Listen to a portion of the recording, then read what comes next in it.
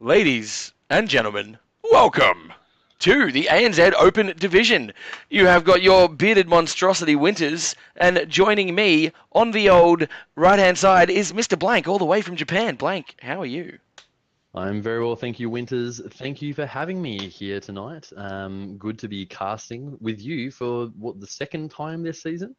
Indeed, and first time was just a little bit of fun and frivolity for us. But now that we're into week 6 of the Open Div, Oh, yes. we've got some bloody good rankings underway, and hopefully we've got some good matches coming up tonight. I say hopefully because Open Div, as we all know, gives us many surprises. Yes, it Um, does. and well, look, no crazy upsets yet this season. Like no one taking out the kings of Open Div at the moment in Pleb to Pro. But look, maybe we'll see something tonight. What do you think? Oh, I don't know. We've had a couple of good games last week, which showed some of the higher ranking teams getting toppled by some of those lower ranking teams. I was impressed to see some of those being coached by Pleb to Pro taking down, was it Morton's? They got taken down. Wolfpack got taken down as well. That was They did. pretty intriguing to see those results after the fact. Some of those games weren't streamed, so we didn't get to see them live. But yeah, I'm keen. I'm keen for the games tonight. Who we got first up? We've got Morton's Monkeys are going to be taking on none other than Then the Capital. Unseen. No, the Unseen. Unseen. Thank you. The Yeah. Unseen. Oh. Yep. So we got Fusion and his boys, Atramentus and Kermit and the rest, coming up against Morton and Quality and the rest of the wonderful folks in the ANZ Open Div, mate. Yeah, it's going to be an interesting match. It's coming out on Cursed Hollow for our first map tonight, Blank. Uh, Yes. biggest Cursor map is one that of there is those in HotS. really big maps where a lot of macros involved. The objectives are important, but not the be-all end-all, depending on what you're trying to do. I'm intrigued that Hacky is not actually in the Morton's roster this week, unlike last week, which we saw.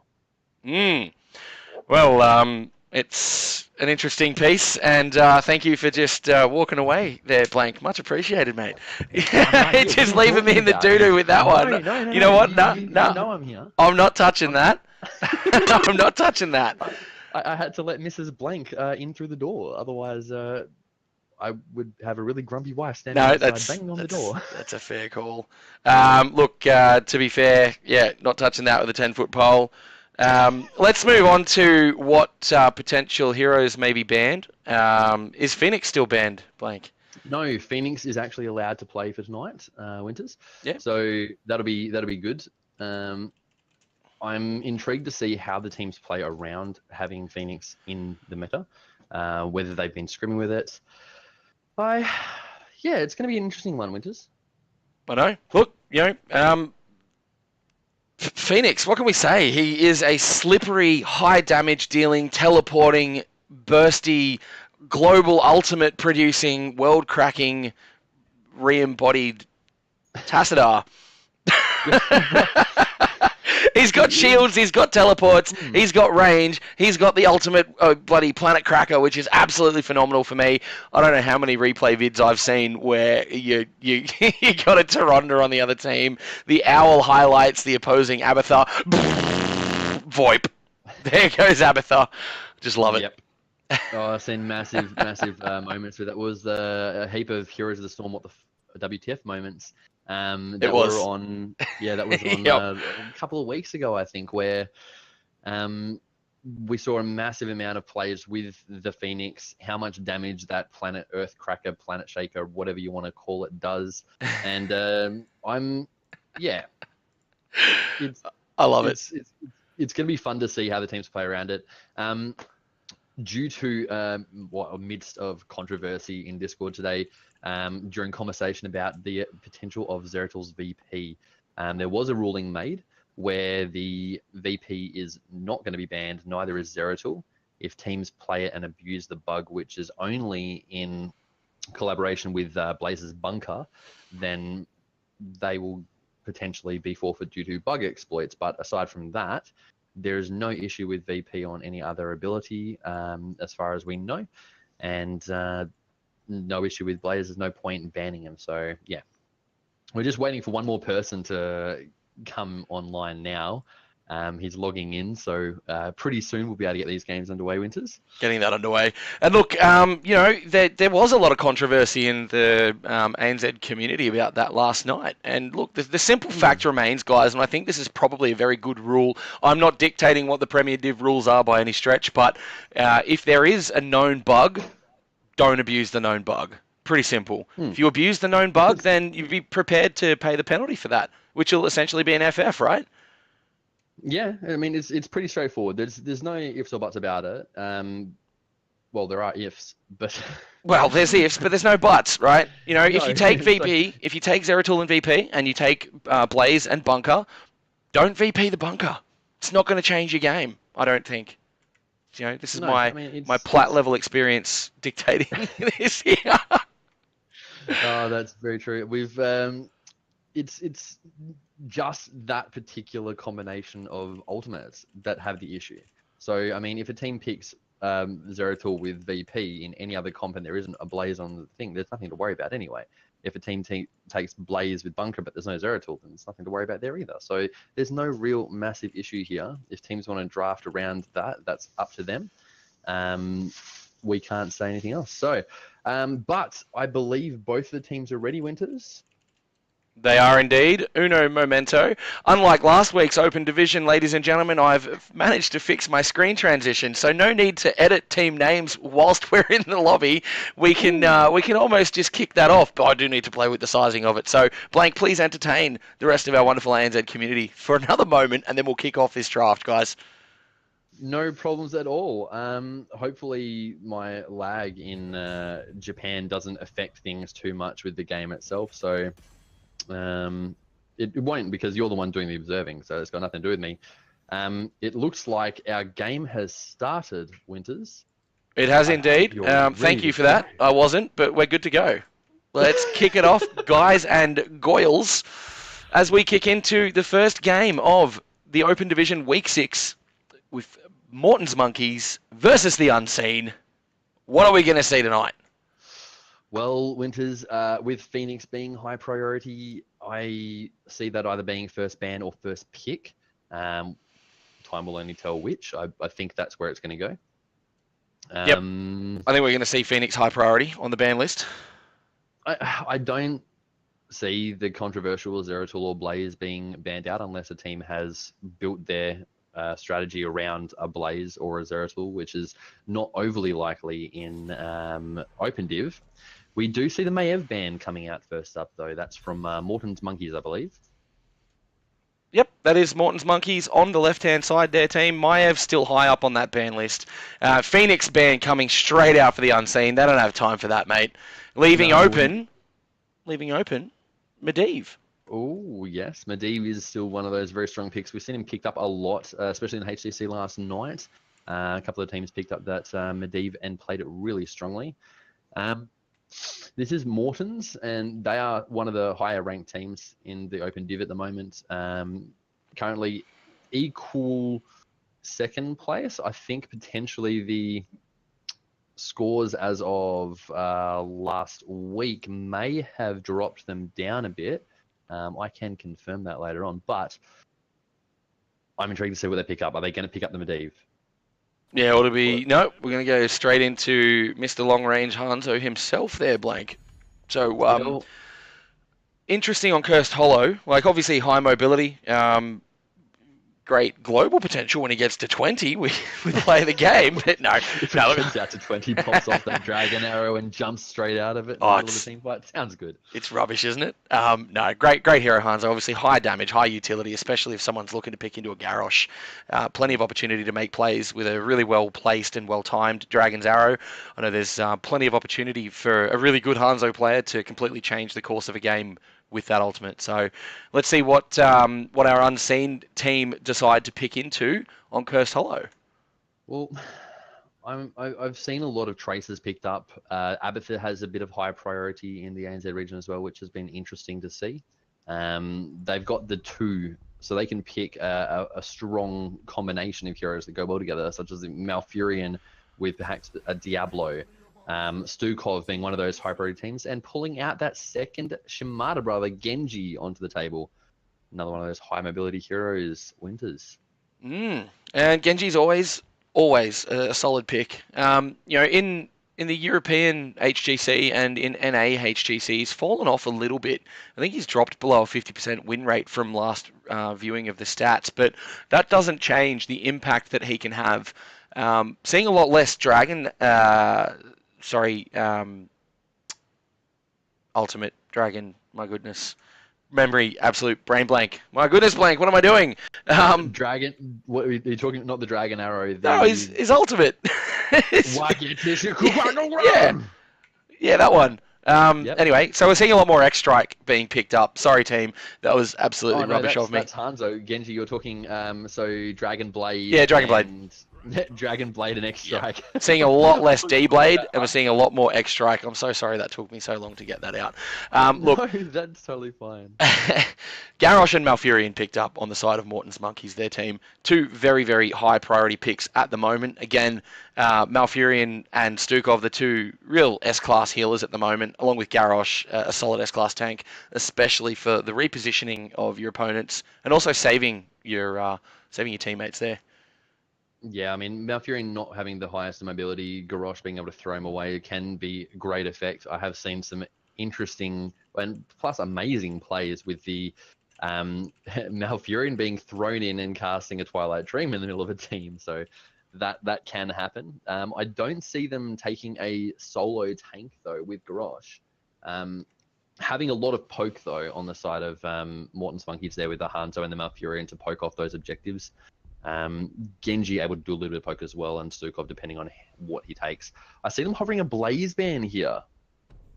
Yeah. What do you think of the Blaze? Well, yeah, no, then there it is. It comes out. Look, that would be a very solid pick into a Garrosh main tank with a Blaze side lane off tank and Hanzo already on their team. So no armor shredding would be able to be coming out for the Unseen. I mean, they would be positioned into having to pick a Tychus or a Malthael potentially if they were to allow Blaze to go through and have that. That would be a beefy front line, and no one has time for that, especially not the Unseen against Morton Monkeys there, blank. Yeah, that would be a terrifying front line.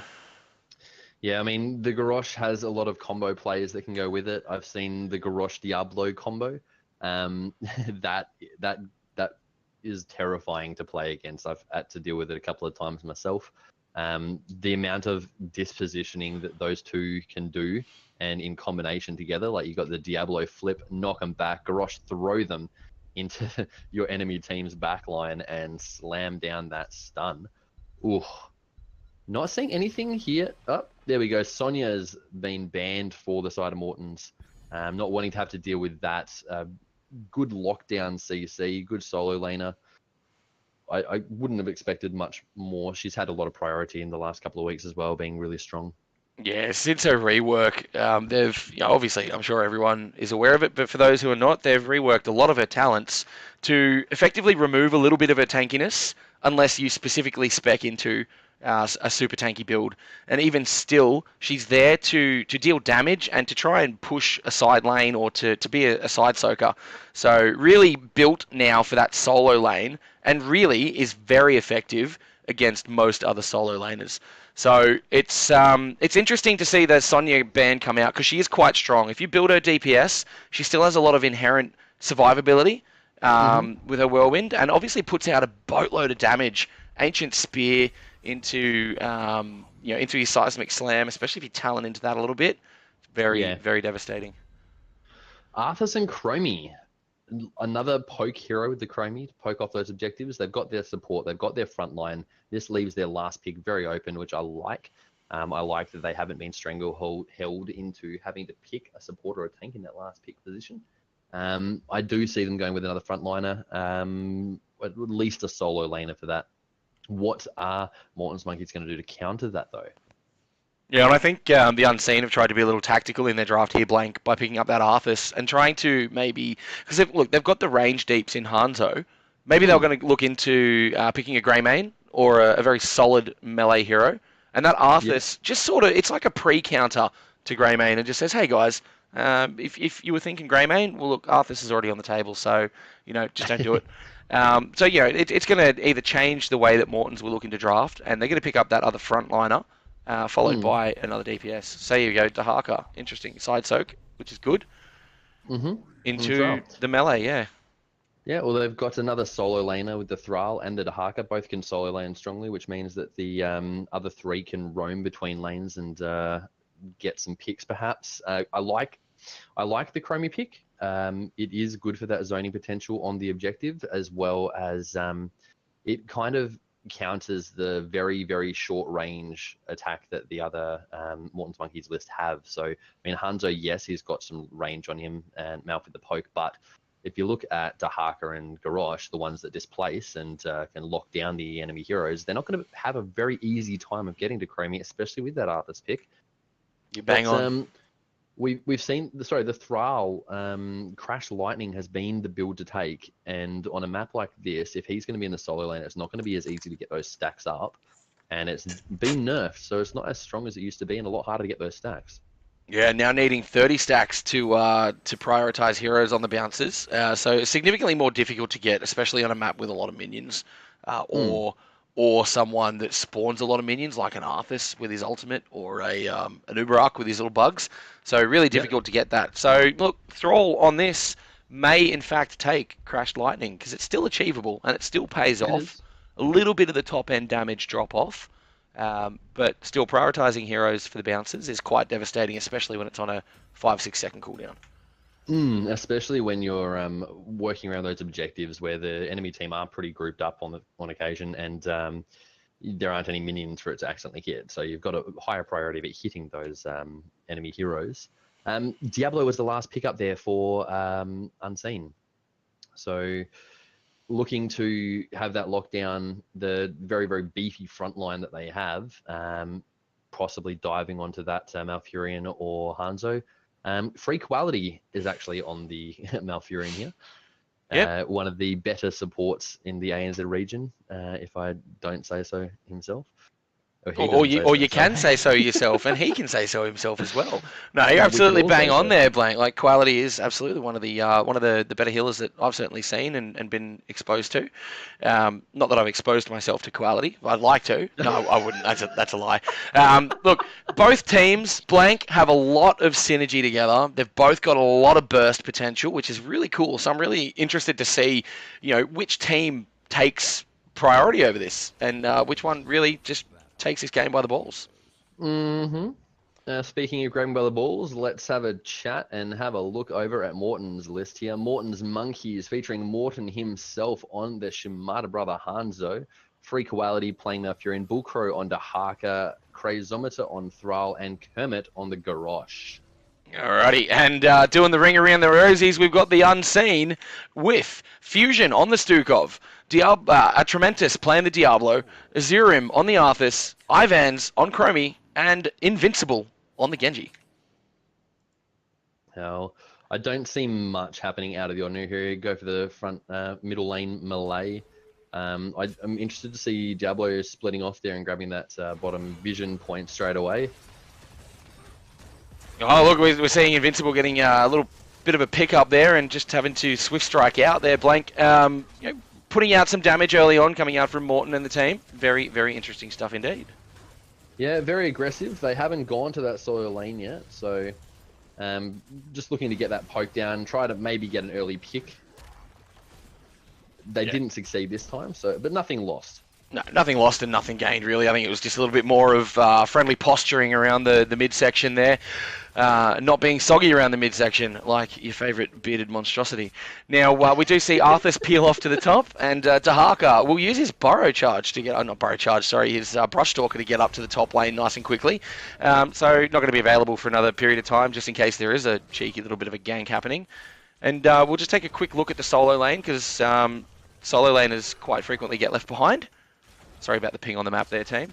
A little bit of an Arthas and a Dahaka scrim, so as Azurim pushing back the Dahaka, Bullcrow pushing the Arthas, clearing his waves a little bit faster there. So very, very interesting top lane there. Who do you think wins that? Dahaka or Arthas, Blank? Oh, it's a tough one. They both have some decent self-sustain. If Bullcrow gets his minion stacks up and has those recharges for his health regen at his D trait, he can do a lot of work, and he can also clear the minions pretty quickly as well with his W.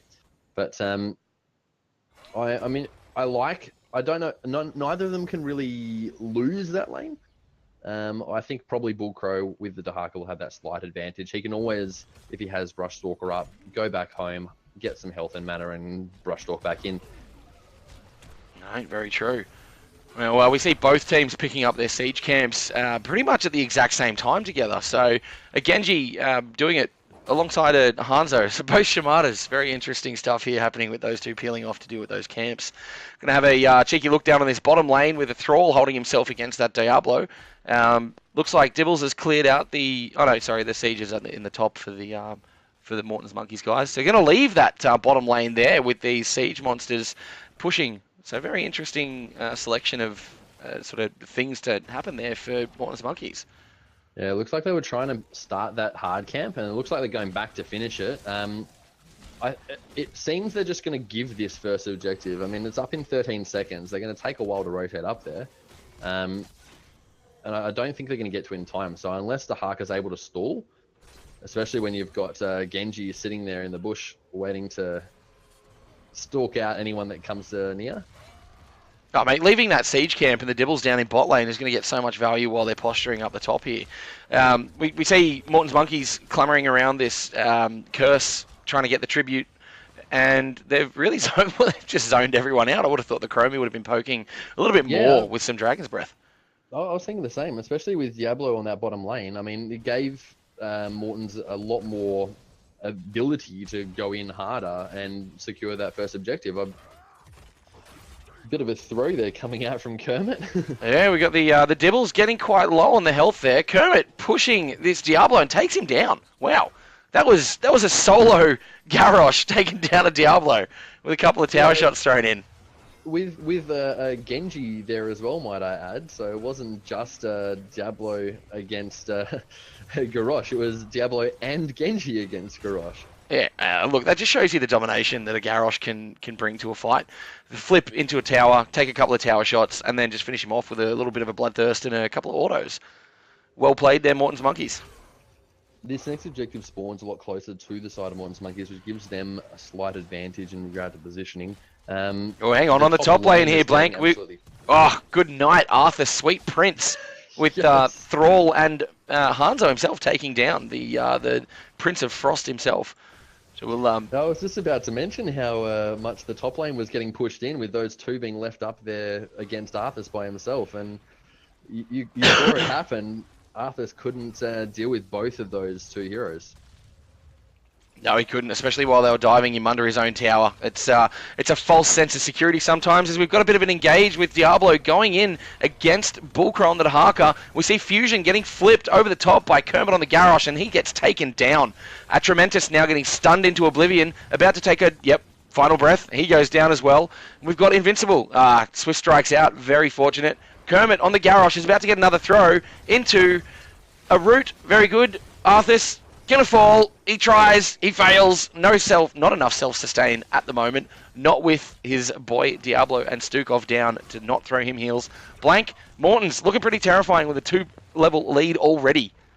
They are, and with Garrosh being really close to finishing his Warbreaker quest, the talent took at level 1, he's only 1 stack away from that. Thrall only 3 stacks on his Crash Lightning though, interesting to note. But between the two teams, we have over a level lead on that level 10s coming out from Morton's Monkeys. They're getting this boss at the moment, which I think that Unseen will probably try to emulate that as well, but they're so much closer to 10, and the second they hit 10, this is Curse Point, Winters. Curse Point. It is Curse Point, but we get Diablo crushed down below after overstepping his boundaries once again. Morton's Monkeys making him pay the price after a cheeky little flank. So you bang on there, Blank. We do have the Unseen boys trying to get their boss, but at the expense of what? They're definitely going to be losing this bot fort, maybe even a keep wall if they don't respond. And look at this, we've got Dahaka almost getting caught out. He gets that isolation off onto the Genji, but he's going to get rooted. He's going to take a significant amount of damage here. And can they take him down? Oh, the Burrow. He's gone. He would have been caught in that boss slam too anyway. Well, while that's going on, you've got Diablo just about to get taken down again with that 4-man push on the bottom lane with the boss. They are potentially going to secure this keep here, Winters. Yeah, they are indeed. And we see 4 deaths coming over to the Diablo being played by Atramentus at the moment. This keep wall blank is absolutely going down, and I'm going to assume there's going to be quite a bit of damage coming onto this keep as well. Chromie putting in a massive Dragon's Breath right there, getting 3 members. We've got Kermit posturing. He's going into the Stukov, tried to get a silence out. We see the Twilight Dream hitting onto the Malfurion there.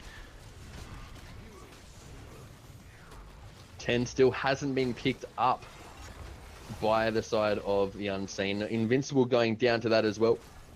Chromie and Arthas and Diablo doing all they can to try to stave off this onslaught. 10's just being picked up, but I don't think that they're going to survive, and I think this keep is going down. Interesting to note, this objective still hasn't been picked up. It's just sitting there. No, Dahaka is going to go pick that up. Sorry about that, team. My mic just cut out. That's all right. Chrozometer just died to the keep. So that's one kill going over to the side of the Unseen. But Dahaka is going to pick up this objective, giving them curse point. They're a keep down already. 8 minutes into the game, Winters. Oh, look at that. Pulcro has actually decided against picking up that curse just yet, Blank. So Tactical doesn't want to do that. Why do you think that might be? Well, he still has a couple of dead team members. So... And I just heard a welcome back hero, so I don't know. Looks like Genji disconnected at some point during that, which we didn't notice. And probably just wanted to wait until his teammates were alive so they could actually do a lot more with the curse. That's 2-level 1 talent advantage, so... Oh, we got the engage onto Free Quality. We've got Atramentus getting a smash into the Garrosh onto that wall just there. Looks like Genji's going to get caught. Can he Swift Strike out? No, I don't think he can. He's just used his Cyber Agility. 9 HP. X strikes over the top. He gets crushed. Atramentus on that Diablo is about to go down. Massive HP pool. Oh, big charge over there into the Garrosh. But look at this. The Unseen falling in dribs and drabs. That is a team wipe. Ladies and gentlemen, that is going to be top keep as well by the looks of it, along with mid keep and fort. I mean, I don't think they can end here. The cooldowns on the death timers are way too low, but I do think that they're at least going to get a couple of keeps out of it. That was a really good time for them to take that curse, really good time for them to win that fight with a 2-level and a talent advantage. There was nothing really that Unseen could do. Oh, look out here. We've got Swift Strike coming in on the Genji. So Morton on the Hanzo trying to deflect against that Genji. Pushes him away, but Genji's still threatening on that backline. Diablo caught out of position again, drops the APOC, captures only, well, no one with that APOC. Atramentus is going to go down. The cheeky B-step, a little bit of respect, a little bit of BM, who knows. Chromie sitting in that stasis. She's probably going to go down. There she does. That is another team wipe there, going over to Morton Monkey's 4-level lead. Quality going down to the Genji. Invincible secures himself a kill. He gets hit into that ground breaker. Then he gets bloody tossed up in the air and splattered. Blank, this is a lot of damage coming out. This is done. This game is over. GGs are coming out, and that is game number 1 going to the way of Morton's Monkeys. Solid plays from Morton's. They played really strong, Winters. Really good use of the objective in regard to the way they positioned, the way they approached it. Noticing Diablo was down bottom for that first one meant they could take that top one free of charge. The second one spawning really nicely for them as well, but still managing to pick up that top kill on the Arthas on the way through. I don't see the Unseen could have done much more with the disadvantage of talents and levels they had to be able to do much to come back in that. Yeah, Blank. Look, it was a very, very fast-paced Cursed Hollow. What was the game time? I actually can't see the game time on my observer thing. Sorry, guys. Looks like it was about sort of the 9 to 10 minute mark. Actually, maybe 10 or 11 minutes. Yeah, it looks more like about 11. Sorry.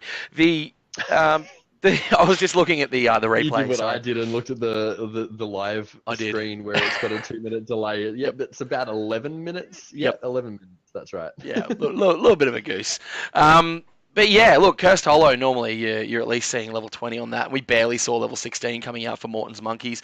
Look, end of the day, they played better than the Unseen. I don't think the Unseen were doing terribly much wrong outside of potentially Atramentus overstepping on the Dibbles a little bit, and the Arthas getting caught a couple of times as well.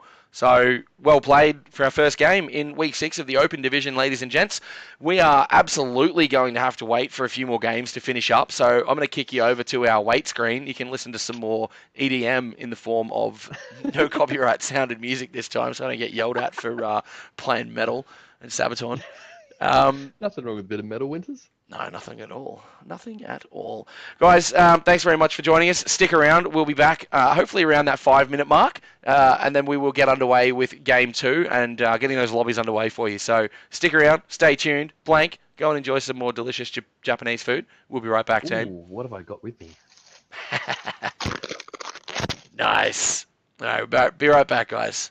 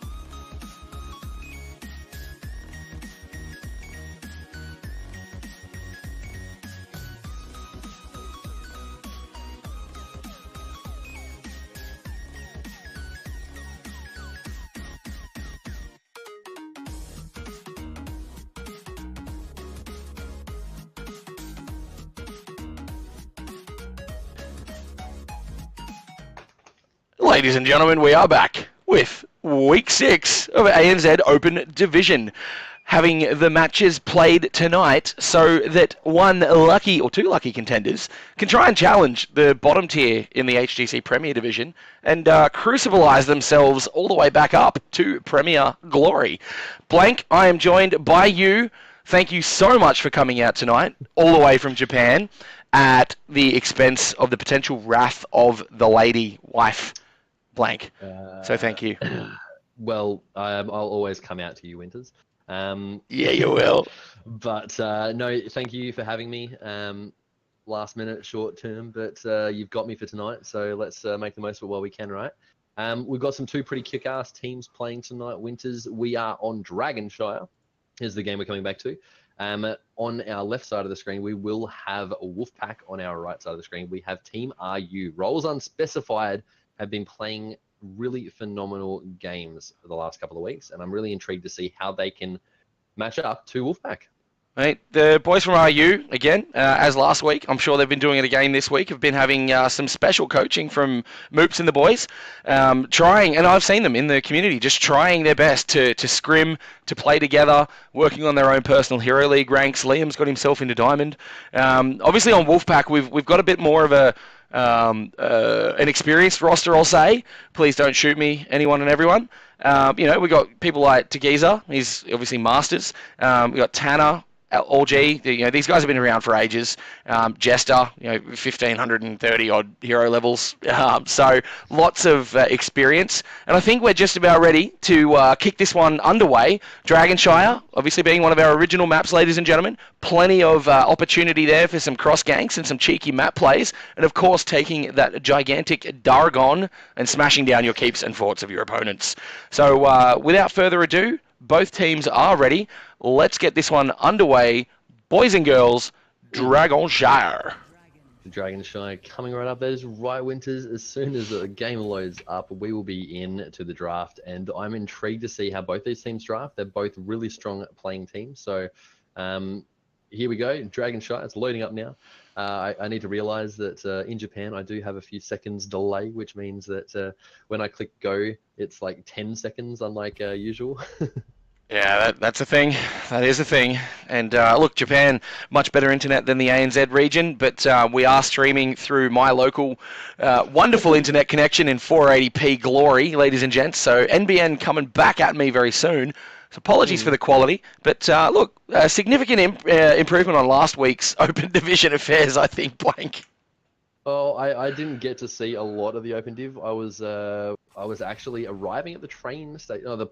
I just arrived at the airport in Tokyo when Open Div went live. So I was helping out as much as I could using the hotel, the airport Wi-Fi, and my laptop plugged into the wall. Did a little bit of a superfish action there. But sorry, into the draft, Maev and Phoenix, the same two bands we saw in the last game. Both strong heroes. I don't think we're going to see anything different tonight, unfortunately, Blank. I really want to see a sneaky Phoenix come through and slip past the defenses of someone that may not be thinking, but I doubt that is going to happen. The impact that guy can have is just rubbish. Absolutely rubbish. Destruction, rain, death, hellfire, lasers, and teleports all around the place. So we'll take a hard pass on him, I think.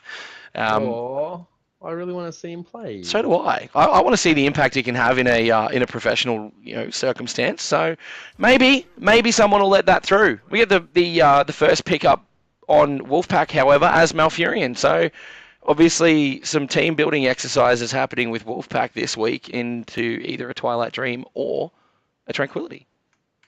Yeah, well, we have seen a lot of supports being that first priority.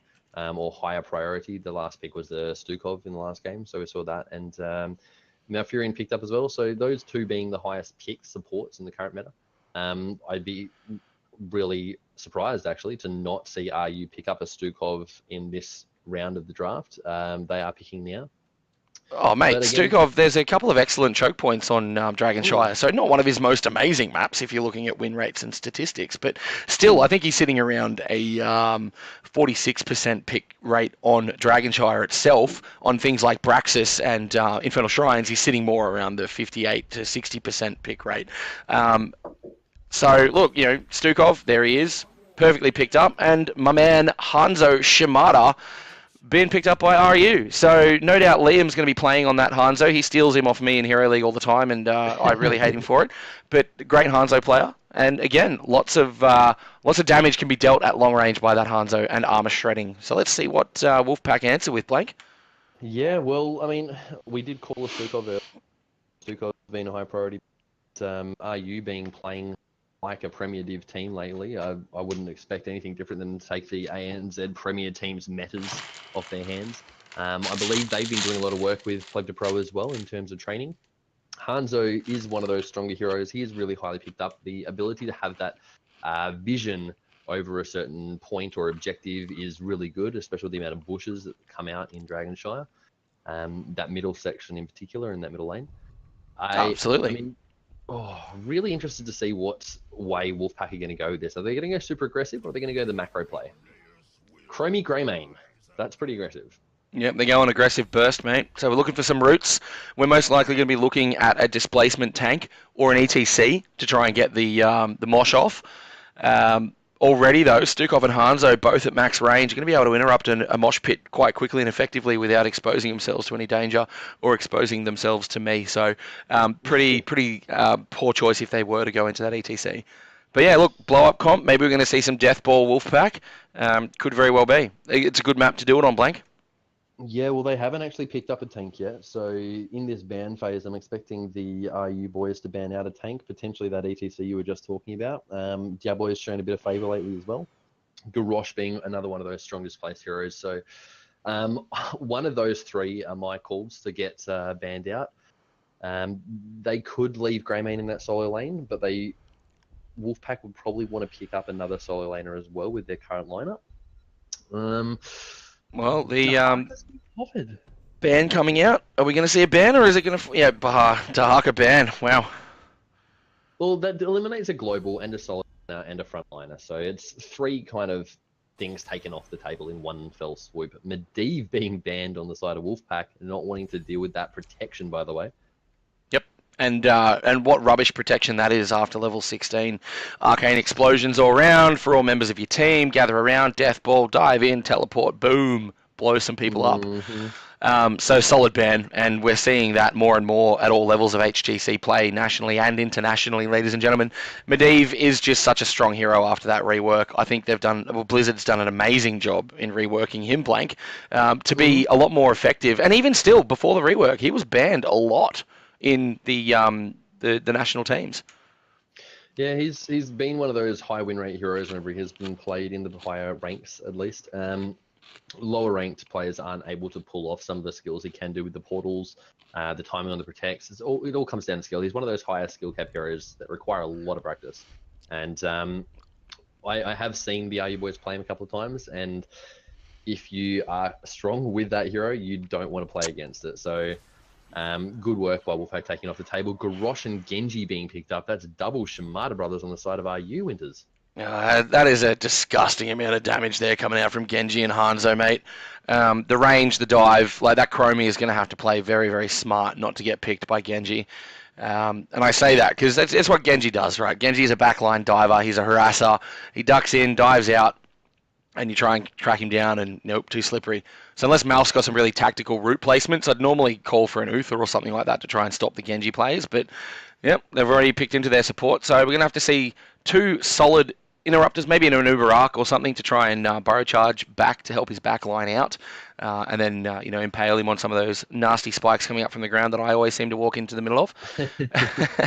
And maybe we'll see a Blaze coming out here. So another really solid map for Blaze, especially going into what would potentially be a Hanzo sitting in the top or the bottom lane. Seems that way. I don't see them running a Garrosh or Genji solo laner, especially not Stukov. There's the ETC you talked about earlier, and there's a Sonya also picked up from Wolfpack. So two good, very interrupting heroes. ETC with his power slide as well as his knockback. Mosh, if you don't mind, or potentially stage dive for a bit of a slow and global potential as well. Sonya with that leap if it's taken, and obviously the poison spear if she takes, or the spear if she takes poison spear, that's going to do a lot more damage as well. Good protection for the back line. I think the ETC will play more around that. backline side, and in team fight, Sonya will get right up in their faces and try to do some damage. Well, Winters, they've definitely got the death ball comp there, mate.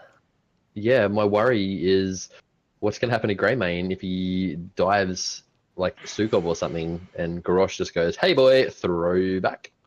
Yep, What's that's he always a gonna do risk. then? and that's probably why the boys from RU have got a drafting strategy that said, all right, so if this, then what? If that, then this. So it appears to me that they have planned their draft and that they know what they're going for. Very, very simple counters that we're looking at here, and there's the Blaze. So Yeah. that's that is a scary comp coming out from Rolls Unspecified here tonight, Blank. And I wouldn't be surprised to see them take a victory over Wolfpack, even though Wolfpack is sitting at second as of the last round of points that I've been looking at. Yeah, well, the draft is done. Everyone's locked in their places. Blaze being that last picked up hero. We see Suze's on that one, so a bit of an intrigue. He's going to be up in that solo lane, it looks like, up against Sonya. I'm really interested to see how this plays out. Oh, yeah, I've called it incorrectly, ladies and gents. We see the Ryzen there on the Genji and Rykors on the Hanzo, so I will eat my words and maybe my hat, or maybe I'll just continue eating my delicious chili kettle chips. There's a shameless sponsor plug right there. Nah, jokes. They're delicious, though. All right, so we're going to see some fast and furious action coming out in this map, Blank, as we get underway into game number 2 of ANZ's Open Division Week 6. And we've got the Wolfpack on the blue team, with Tanner on the ETC, Jester on the Greymane, Helium healing on the Healy Malfurion. We've got Tegiza on the Chromie, and All G on that Sonya. And on the red side, we have my boys from RU. That is Lorne on the Stukov, Liam on the Genji, Rykos on Hanzo, Bob Goat on Garrosh, and Suze on Blaze. Looking to blaze it up. 420 is lit. It's barbecue time. All right, nothing too special coming out. Always, nice little arrow there landing on Jester. I love seeing a sonic arrow hit someone. You just feel like a walking beacon of pain, don't you? Oh, look at this. RU are waiting for the transition into the top lane. All G sniffs it out. He has a little bit of a predisposition to understand that no one on the map was showing, and RU, unfortunately, going to lose a little bit of experience there. Very cheeky. Yeah, I like the rotation that they've done here. They've gone and rotated all to the bottom lane, got that clear, and then they've rotated all the way back up to the mid lane. This is Wolfpack Wolfpack I'm talking about. So they've got their rotations down pat, sending all of their team on the side of RU up to that middle, try to get a gank. It was well thought out, but just unfortunately didn't come off for them. Yep, they tried. They didn't get it. They moved on. No love lost or no real experience lost there. We're going to see Greymane picking up the siege camp, and I'd expect to see Hanzo jump over and try and do the same with maybe a cheeky invade coming out from Wolfpack here. Nah, Bob Goat anchoring. You can see the rotation. There's vision now. Chromie's got her vision. If Tanner got any closer there, he was going over that wall. That was a guarantee. You could see Bob Goat threatening to throw him, but then it didn't get close enough, it looked like. He was absolutely waiting for that to happen. And we're going to see a little bit of a fracas here with a power slide onto the Stukov. Lorne in all sorts of trouble. Gets cleaned up nicely. Jester putting the deeps out. Helium rooting him in. Lorne does not like getting rooted. Or does he? Who knows? We've got Siege Giants battling it out in the bot lane, ladies and gentlemen. We're going to flick up to the top lane. And we're going to see All G getting bullied there by Genji. And Blaze just taking that point sneakily away. All G walking away from the Genji at this stage. The auto attack's just bouncing off All G's thick hide. He did pick up that cheeky tough as nails talent at level 1. Well, the priorities usually focus in that bottom lane, and most times the strategies played on this map. So bottom lane being the high focus, if you can take down that well and just control it, the 3 Merc camps available to you can help with a lot of the pushing. You can see Genji, Greymane just picked up that Bruiser camp in that top lane there, so that's going to put a little bit of pressure on, give Sonya a bit of a hand to get that beacon back. It is indeed. But having a look down in this bottom lane, we see a little bit more of a contestation happening here. Bobgoat eating some damage from Geezer on that Chromie. We do have RU picking up the temple, both shrines, and good night, ETC. That was a great route coming out there from Lorne, and a solid silence, not allowing him to power slide out there, Blank, and picked up by the Genji Swift Strike over the wall. Well, this kill might secure them the DK. It's just Genji at the moment playing around with Jester here on that, but instead of focusing on the DK, they've opted to go for the bottom camp. Sonya being able to take back that top one with the pressure of those mercs that Greymane picked up earlier. Yeah, we see Blaze struggling a little bit to clear that camp up. He does have great wave clear, however, it's not really outfitted to take out heavy merc camps. But, look what's happening down here on the bottom. Rykors on the Hanzo and Lorne taking out the night camp underneath the shrine. Bobgoat trying to hold that. However, he is going to start falling in health. He's going to get time trapped. And he's going to eat some more damage there. Bobgoat is falling horribly low. 80 HP. Wow. He gets away. They pick up that bot night camp and force a little bit of the pressure back off themselves over the Wolfpack side. Yeah, apologies to those who can't hear me. I've got my mic pretty close, and I'm talking rather loudly, I suppose. But I've also turned you up. Need to. Oh well, there we go. So if you can't hear me still, I apologise. I'm trying to speak loudly. I don't know what more I can do. But in the meantime, let's get back to the game. Winters, what is going on? RU have still secured this DK, and it looks like they're trying to cap it, but Liam is taking a lot of damage from ETC in the middle lane. He took a bunch of damage there from Tanner. The power slide into the giant knockback cost him a little bit of damage there, and I think he's going to have to go back. We see a little bit more damage coming out from the Wolfpack team down below. Liam hanging around for a heal there. Bobgoat also getting a heal up, but he wants to hover around that sort of 20-25 armor just inherently anyway, because Garrosh is just an armored beast. But we've got the four-man coming in down the bottom here, Blank. Are we about to see a nice cheeky team fight unfold? Oh, I'd like to see it. The talents are even, the levels are even as well. So who knows what could happen. Sonya and Blaze seem to be having a minor standoff in that top lane over who's going to get the shrine objective. Sonya capping it back off Blaze just before. Now with Wolfpack holding the DK, are they going to make a play for it? No one's guarding that middle. No, we see Genji transition up there to the top lane, and Swift strikes over the wall to pick up that shrine nice and easily. But we do have Temporal Loop picked up by the Chromie. So getting her talents 2 levels earlier, ladies and gentlemen, this could be a very, very swift demise for Rykors or Lorne if they get themselves out of position even remotely. Do we have the Genji picking it up? Cleanse. No, they don't. No cleanse. Sorry, there was almost a DK there in mid. Tanner managed to come in and sneak that away just in the nick of time, and the boys in the bottom lane getting that objective back on the side of Wolfpack. No cleanse, as we just mentioned, coming on the side of RU, so that Temporal Loop can do some serious damage if the wrong person's picked. It absolutely is going to do a boatload of damage. So hopefully, if that Temporal Loop comes up, Stukov can get a cheeky little bit of a lurking arm down before the damage comes out and they get to blow them up. But bot lane here held by Wolfpack quite strongly. So Lorne and Rykors doing their best to try and push some damage out, get rid of those siege camps. The Shrine's going to be picked up in the top lane by RU. And Bobgoat and Tanner are just going to fight it out in mid, being the tanky McTanks. Well, 10s have been picked up from both sides now.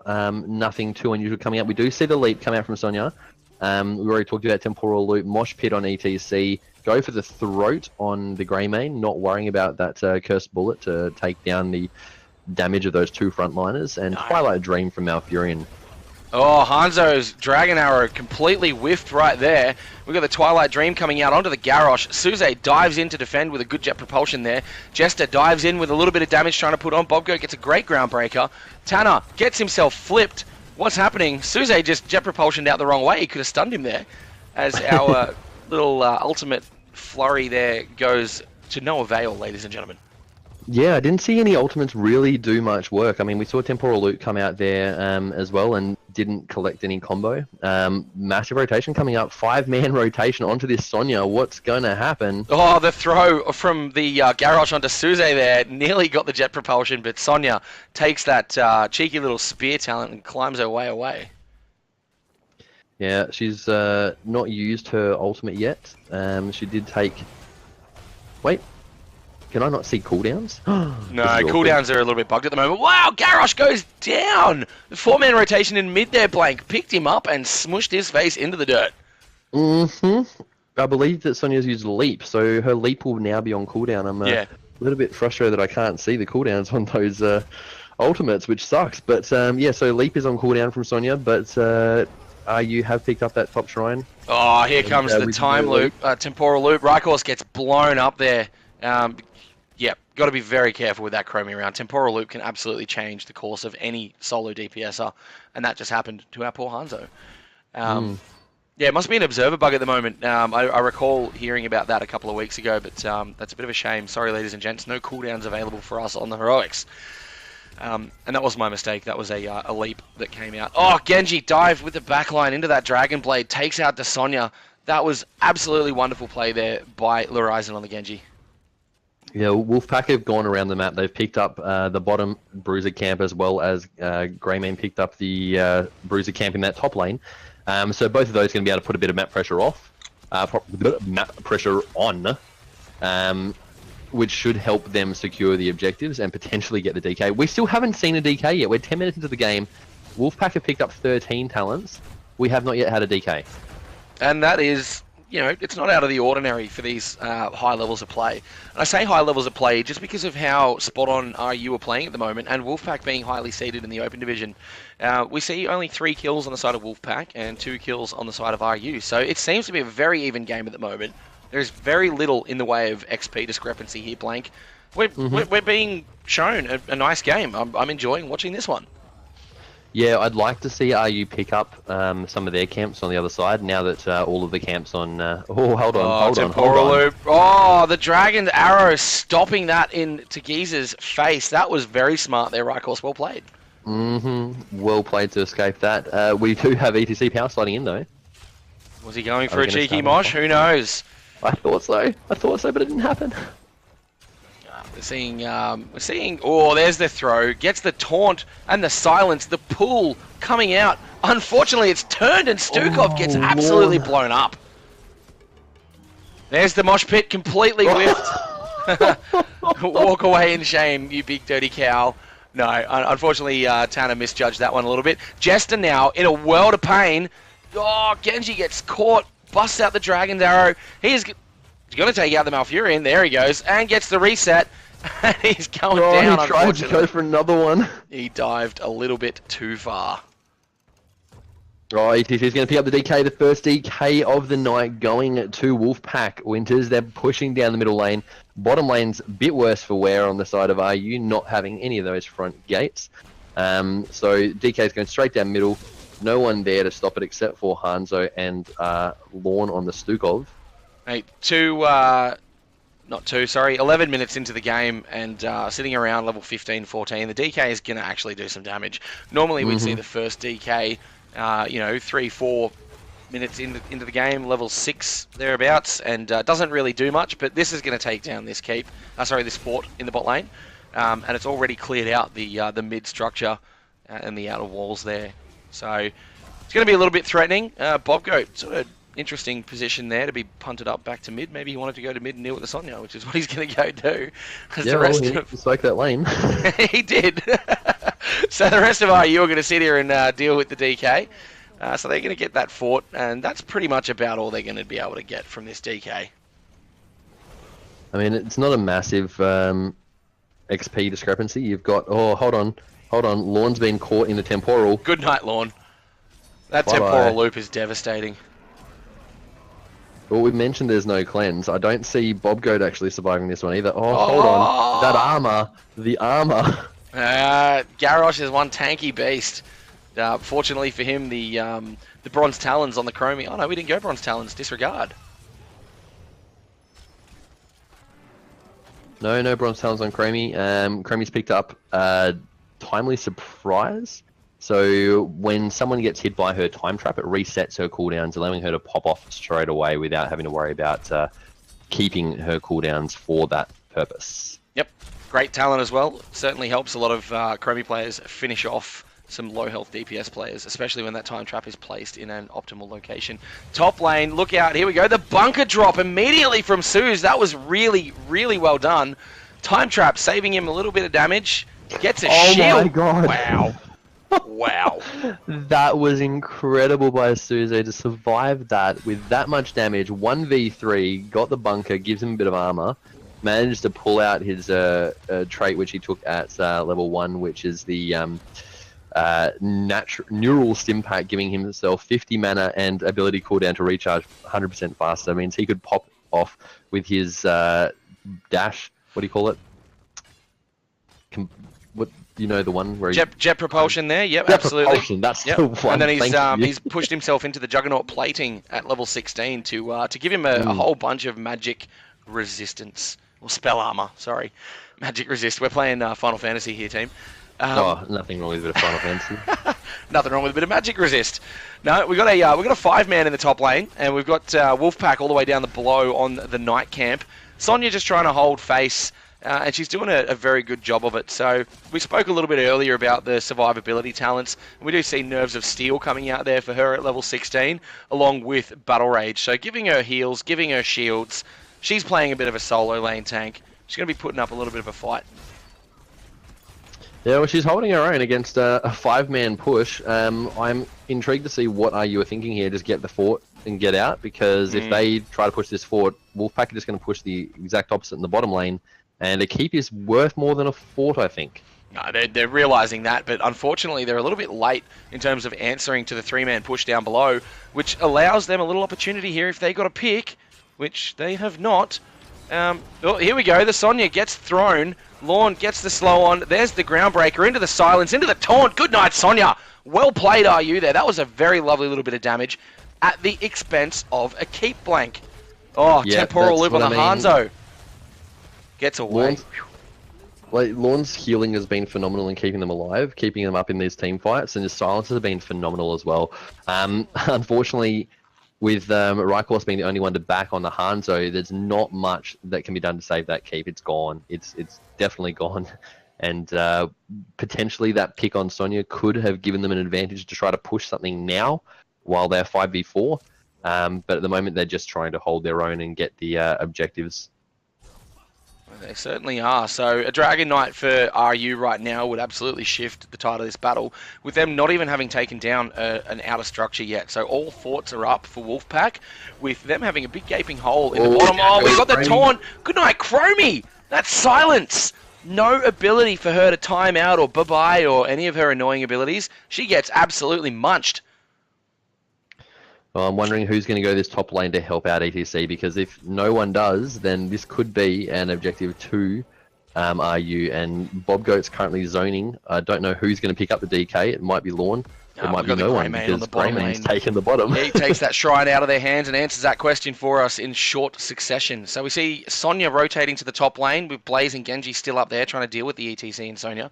But Hanzo taking this bottom shrine. Garrosh posturing mid. Genji there, ready to pick it up. Is he going to get that channel off? He does. Dragon Knight number 2, ladies and gentlemen. At 16 minutes of the game, he's going to hurt. Yeah, it's a very late game Dragon Knight. I mean, 16 minutes into the game, it's level 20 versus level 19. Going over to RU, which, as you said, Winters, is going to really shift them into this game. They need to put a lot of pressure on this bottom lane, because now they haven't got that keep. They're going to start taking catapult damage. Here comes the level 20 for RU, but Lorne taking a boatload of damage there. Jester destroying Lorne on that Stukov. Good night, Stukov, no heals. That is going to unfortunately diminish the amount of value that they can get out of this Dragon Knight, Blake. Look at OG's posturing. He's just hidden the bush. We've got Bunker come down. Oh, they've managed to get out and survive it, but Mosh Pit's there. They can choose where they come out in Mosh Pit. No. Sonya's leap has gotten Hanzo too. Bunker S, ladies and gentlemen. Bob Goat about to go down on the Garrosh. Dragon Knight, Genji's in it. There's not much damage for him to try and execute people like Helium here on this mouth, but he does in the DK anyway. But that being said, we've got Stukov, Hanzo, and Garrosh down on the side of Rolls Unspecified. So this Dragon Knight still hasn't even gotten a fort at this level of the time and the game and the distance that this map has gone. Wolfpack have done phenomenally well to keep RU back and at bay right there, Blank. Yeah, well, I mean, I'd like to see Wolfpack go in for a cheeky camp invade. They've got the man advantage 4v2 at the moment. Stukov just about to come back up. We can see Tanner posturing there on the ETC. But they haven't gotten any structures. Their DK did not get one fort. Too much focus went into that team fight, which was well played by Wolfpack. And now we can see Wolfpack moving in to take that bottom lane siege camp. Yeah, having Greymane destroying the lawn on Stukov just earlier, brilliant play, sitting directly under the Dragon Knight there, Blaze. The Greymane just peppering away, and Lawn unfortunately not able to do anything, and that really prohibited RU's ability to push with no sustain and no heals. I mean, not going to lie, the timing of that 20 would have been difficult right in the middle of the team fight. So they would have been like, okay, well, if we picked our 20 talents 2 seconds before this team fight broke out, we possibly would have been able to survive it. Lorne being able to double his flailing swipes, or triple his flailing swipes in singular fashion as opposed to one big. But unfortunately, that didn't happen. And look at what was happening in the mid lane from Wolfpack Winters. Yep, taking out their fort, creating a little bit more pressure, opening up the map, which is surprising. I mean, we're 19 minutes into the game now and only just seeing the mid-fort fall. So, look, that's testament to the defensive techniques that RU have been employing. However, at the expense of that bottom keep, I mean, you know, their little top lane push that they got earlier, that was very minute in comparison. Well, they didn't even get the fort in the top lane in that instance. No. Oh, we've got a massive fight coming down here, Winters, in the middle. Two-man Mosh and Stukov. Lawn gets blown up again. Bobgoat on the Garrosh is going to go down. Cannot make it to the Bunker S. Malf dies to the Genji, though. That Dragon Blade getting a lot of value. Rykors, natural agility out. Suze running away from all G. Oh, Genji gets clobbered by Jester and Giza there. That was very close. 3-for-1 trade there, Blank. This could almost be game ending with a DK up. It could. They could go for the DK and end that way, or they could just ignore everything, go straight down bottom lane. They've got 2 Catters in that bottom lane ready to push down that core itself. The core's going to start taking damage soon, but if they want to get safe about this, they can just put some pressure on that as well. Oh, Rykors in a lot of trouble in this top lane here, getting pummeled by Tanner. Bunker goes down. It's going to get picked up pretty quick. The DK has been taken. This is pretty much going to be an end of the game for roles unspecified here, Blank. You're right. We've got Lorne coming back in about 4 seconds, Garrosh in 5, Genji in 15, but no Hanzo for another 50 seconds, Winters. So there's not going to be a lot that can defend this. The catapults have already started work on the core. Shields are almost down. And with Lorne getting kicked away, those catapults have already started taking actual core damage. And, Shields down on the core. The DK is going to be more than enough to finish this, Blank. Yeah, well, 20 minutes in, this is the 3rd DK for the night. Surprising as it is, they don't even need the rest of their team. They can literally just go in and, without any issues at all, pop that core. There it goes. GGRU. GGRU and Wolfpack. Wolfpack. Well played. No, Wolfpack played the stronger game there. They had some better engages and some great picks. Now, was that Lorne's positioning in some of those rounds? I don't know, but he certainly got picked quite a bit. And they made it their focus to take out that healer. Without Stukov, there is 0 sustain outside of Blaze standing in his own burning tar of rubbish.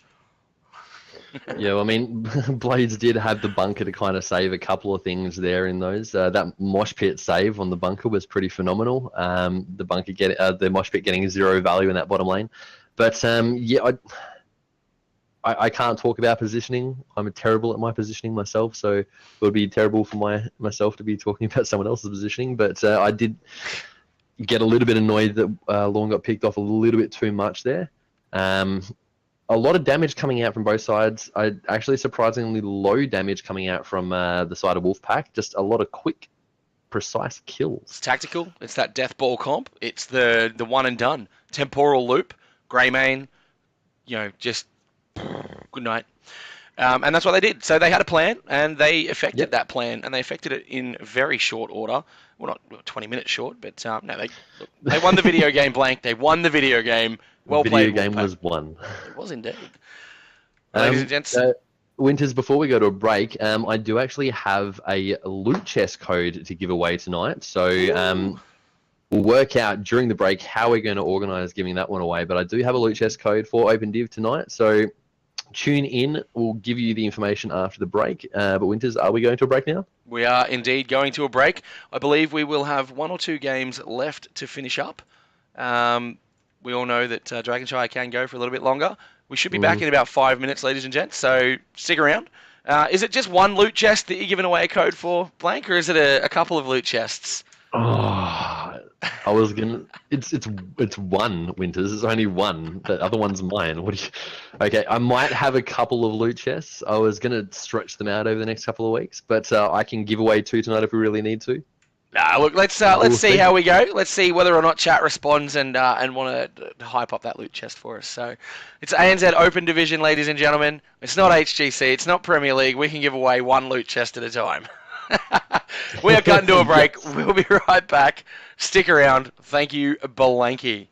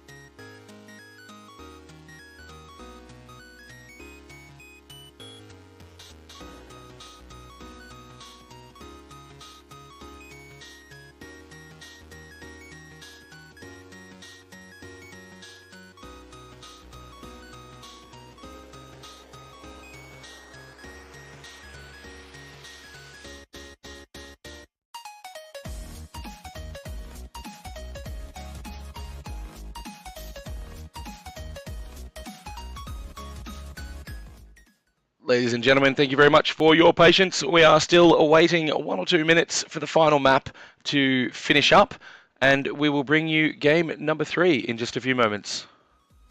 Thank you very much.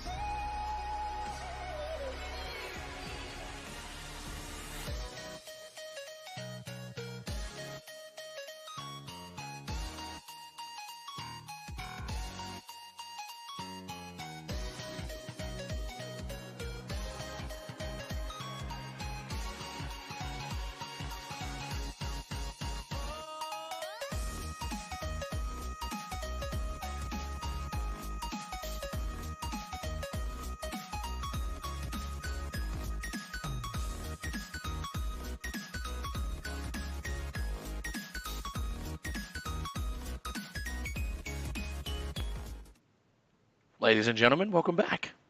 Mr. Blank, welcome back to you too, buddy. Apologies for the delay there, team. You're very welcome. Yeah, it was a bit of a longer map that finished up there with the Pleb to Pro guys, I believe, coming out with a W. But took them a little bit longer than they normally used to, so very interesting. Blank, who have we got coming up in round 3, and what map are we playing on? We are playing on Infernal Shrines. I had to double check that for a second there, Winters. Infernal Shrines is the map we are going next, and we have Funky Moon up against Capital. So it's going to be a fun and interesting game to watch. Funky Moon have been playing pretty well lately. Capital did some really good work last week, so intriguing to see how they go up against Funky Moon this week. You excited, Winters? Indeedy doody, I am, Mr. Blank. Capital has one of my friends close to my heart. Actually, no. Mr. Turan came up to the Gold Coast and invited me out for a coffee, and met up with him and said g'day. So he's experienced the bearded monstrosity in person and had a wonderful coffee. So nice dude, nice team. But Funky Moon definitely playing very hard this season with Sakura and Pell, Botsilic, those guys. They're all good players. They've all got their clan tag, Blank, so they look professional. Yeah, I'm a little bit disappointed they haven't got their portraits in sync at the moment, but that may happen. I see Capitals look like they are in sync, so once we've got them all on the right size, we'll see what the portraits look like. But that's got nothing to do with the game itself. It's going to be a very interesting game, Winters. Funky Moon pulling out some interesting stuff a couple of weeks back with the Cho'Gall pick against Pleb to Pro. That didn't pan out well for them, but I'm really keen to see what they pull out on Infernal Shrines against Capital. Legit never going to live that one down. Funky Moon on the Cho'Gall. We won't go there, but Look, that was a little bit of a legendary Open Division moment for myself. I think it was a good little bit of a stickling fun. And look, Funky Moon have now set themselves up in the ANZ Open Division scene as a cheeky contender. So I'm looking forward to seeing whether or not they can climb this ladder. That being said, Capital also climbing the ladder as well there. So both teams in a similar position. So we should see a very close, frantic game, especially on Infernal Shrines, one of the most picked maps in the HGC because of its ability to what, blank? Its ability to snowball and get your John Cena out there, boy. It's John Cena! Love it. Oh, good stuff, good stuff. All the teams are in the lobby, just giving the all R's going so that we can see that both teams are ready. We will be getting underway very, very soon. We did mention a couple of loot crates codes that we're going to be giving away. These loot crate codes have 12 loot chests in them. We'll give one away at the end of this game, one away at the end of the next game. It will be pulled randomly from chat by one of our lovely admin. And the conditions for winning this, you must be following the Games to channel, and you must pick the winning team. So who's going to win? We want to see hashtag FKM win or hashtag CAP win. Make sense? FKM win in chat or hashtag CAP win in chat for your chance to win one of these lovely loot crate codes. Hello, host. We are just giving the crowns. We're pretty much ready to go, Winters. When you are, give us the all clear, and we will start these games. All right, we have both teams ready to go. Blanky HotS. Let's kick this off and see what Funky Moon can bring to Capital. Let's see what we've got. Yeah, well, I'm keen to see Capital. Capital have been playing really well lately. They've been doing a bit of coaching as well, I believe, under Pleb to Pro. And last week we saw them create some massive upsets. But here we go. Infernal Shrines is the game we're going to. The map of choice, the John Cena himself. Red team banning first. That will be Capital. Indeed, it will be. So, Funky Moon on the blue team. Capital fighting out of the red corner. Trying to do some Bruce Buffer, but it's not going to work with my voice the way it is, blank. Not tonight. Sorry, ladies and gentlemen, I've apparently screamed myself hoarse at a metal concert. So, you're a horse? I am a horse. No, that was terrible. Speaking of horses, who rides horses? Who jumps over buildings and lands on horses? Hanzo with that first ban coming out from Capital. We've seen Hanzo picked up first every single game so far, Winters. Very high priority these current games. So banning out that first one. Good night, Shinmata brother. Oh, Phoenix, he's coming. He's highlighted for a ban. Let's not see him banned. Come on, Funky Moon, don't do it. They're going to do it. Funky Moon, come on. But that opens up Maev, and that opens up Medivh for some first pick nonsense. So we could see some cheeky draft strats here. I'm pretty intrigued, Still hovering. It's 18 seconds to go, and it's been hovering Phoenix for a while now, Winters. I do see why Phoenix has been so high priority in the ban. He's an OP hero. We've talked about how strong his ultis are, how strong his ability to move around the map is. We feel like it's going to be a Phoenix ban. They're just stalling it out for the sake of building Stalling it out, making the wonderful folks in ANZ Open Division and the lovely folks at home watching us tonight, blank, to sit around and watch them drain 60 seconds of Phoenix 60 ban. seconds of our precious time. Oh, gosh. I'm loving seeing these FKM wins and cap wins coming out in chat. It's pretty cool to see.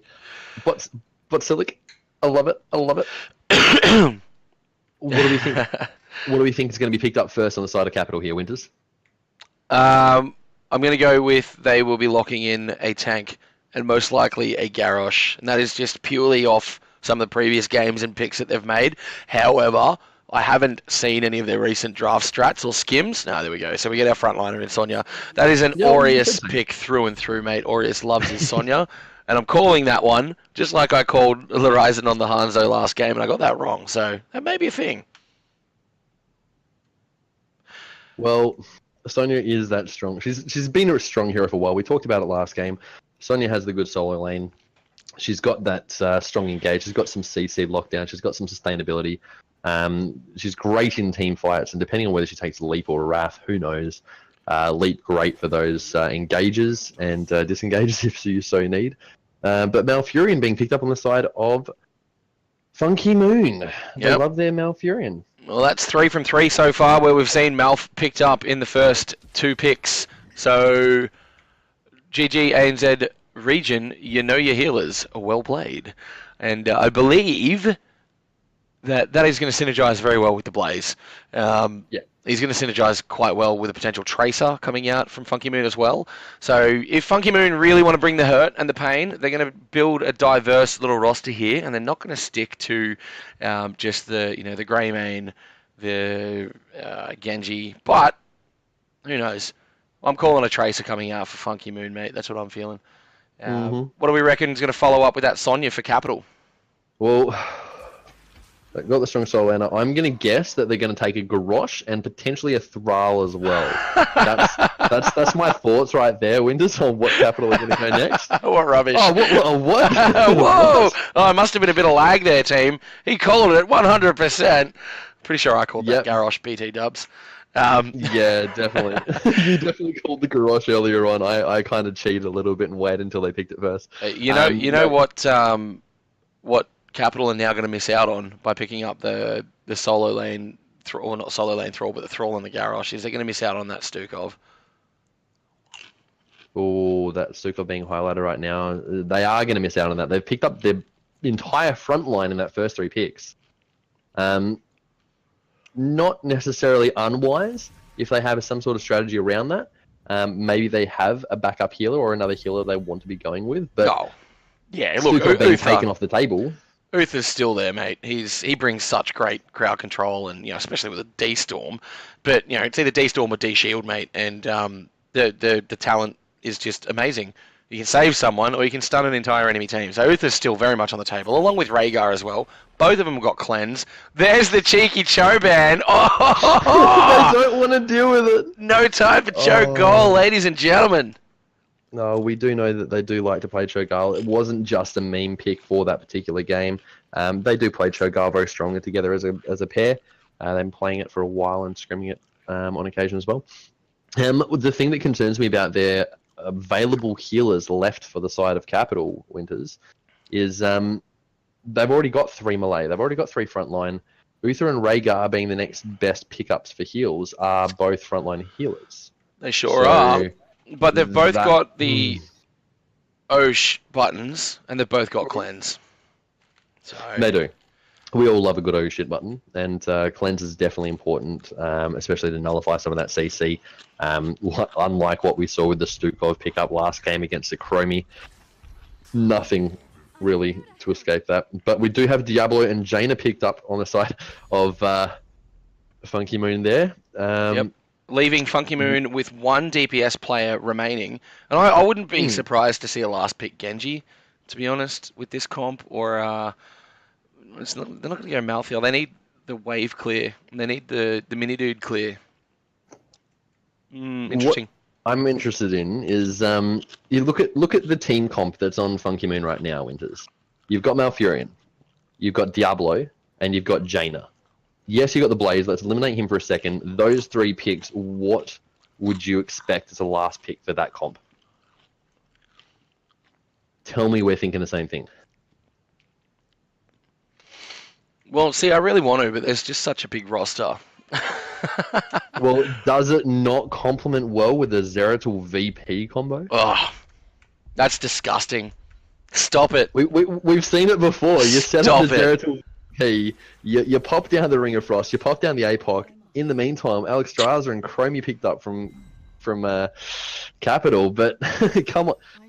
We can. Oh, let me down. I see what you were doing with that, but that would hurt. That would be painful. You would have really great Shrine Clear. The VP would just be disgusting on top of that. The lockdown for days, mate.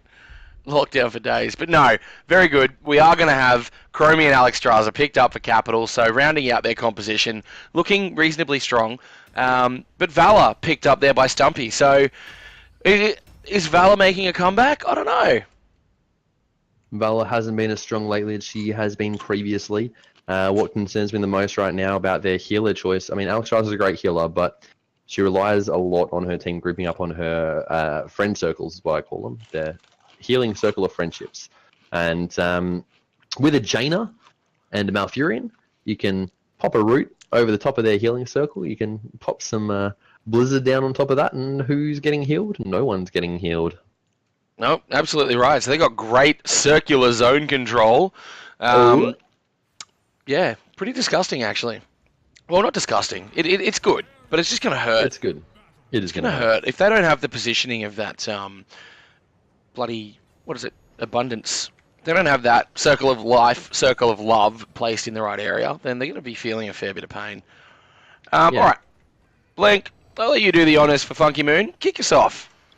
All right, well, on the side of Funky Moon, on the blue corner, we have Stump God playing that Valor, Bot Silic on Diablo, Sucra on Malfurion, Pell on Blaze, and Electro Games on that Jaina.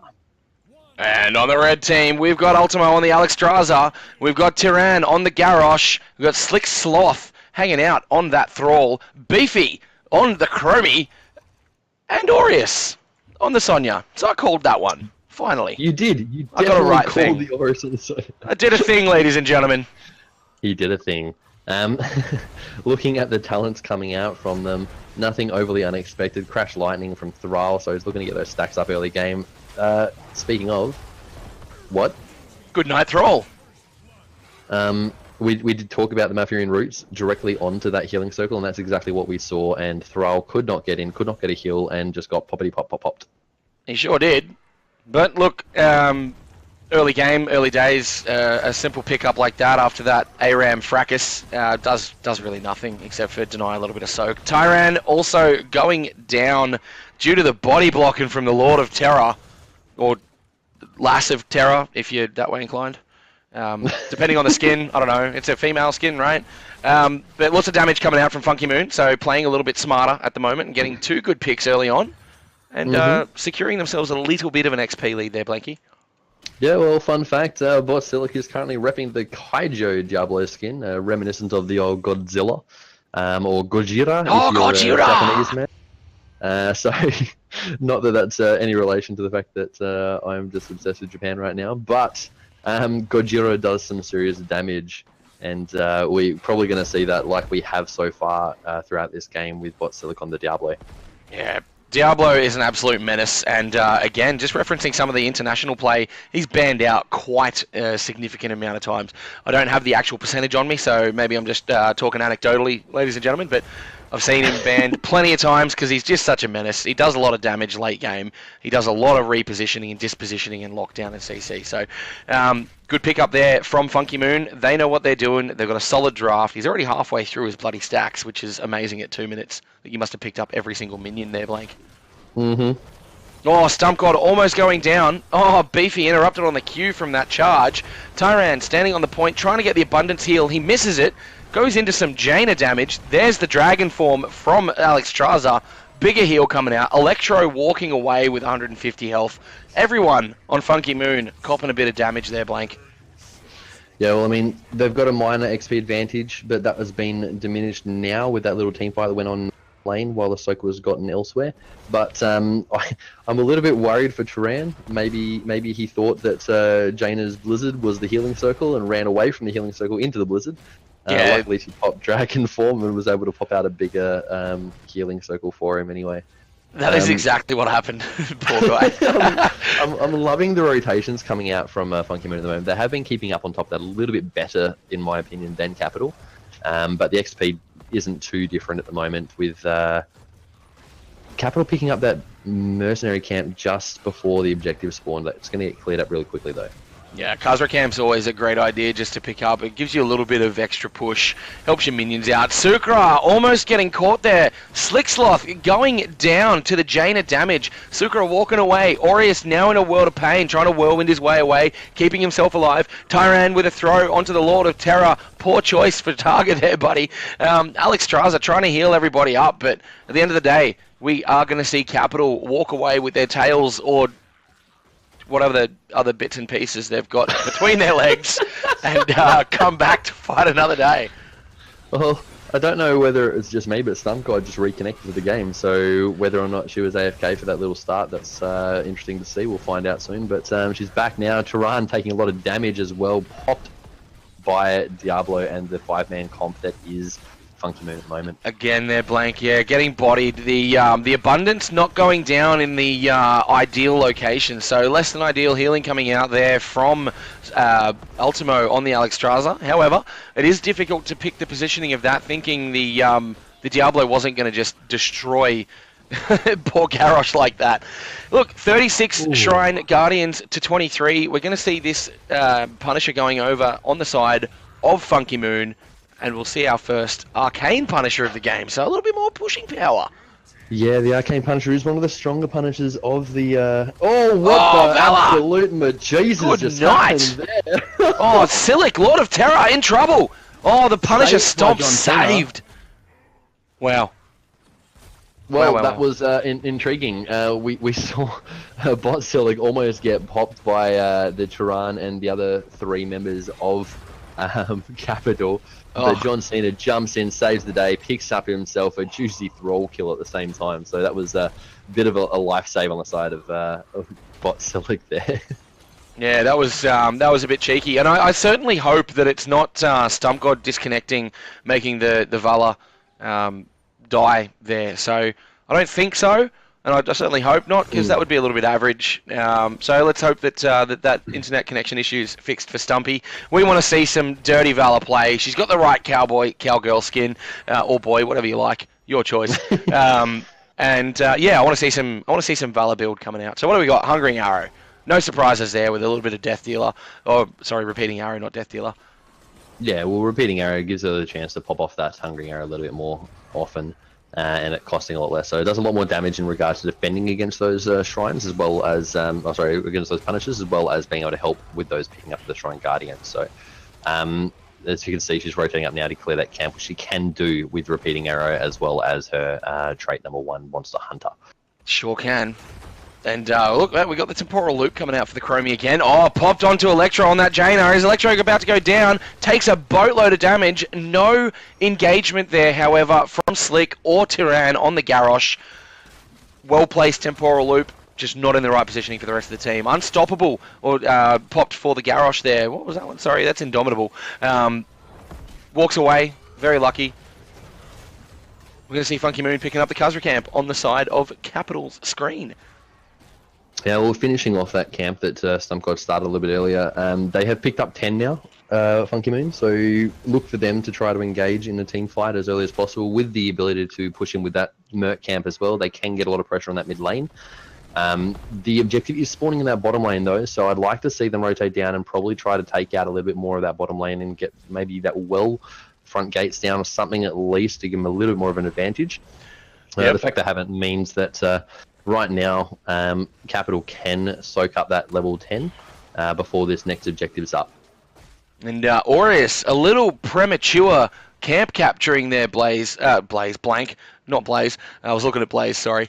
And taking out their heavy Merc camp. And you can see over here the tactical waiting there of Funky Moon to get their Shaman camp smart, because they're going to wait till everyone commits down to bot lane and let that top camp push. But that's been scouted out by Chromie, so Sonya coming over to try and threaten this.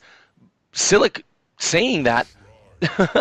This could be a cheeky little fight over this shrine. No, they got it. Nah, they're not going to risk it. I thought they might have waited, but Pell gets caught out. Blaze walking into 4 members, puts the bunker S down. Ring of Frost goes out, catching 1 member. Here comes the APOC. There is a world of hurt coming out here. Sonya, good night. Alex Straza, good night. Thrall, good night.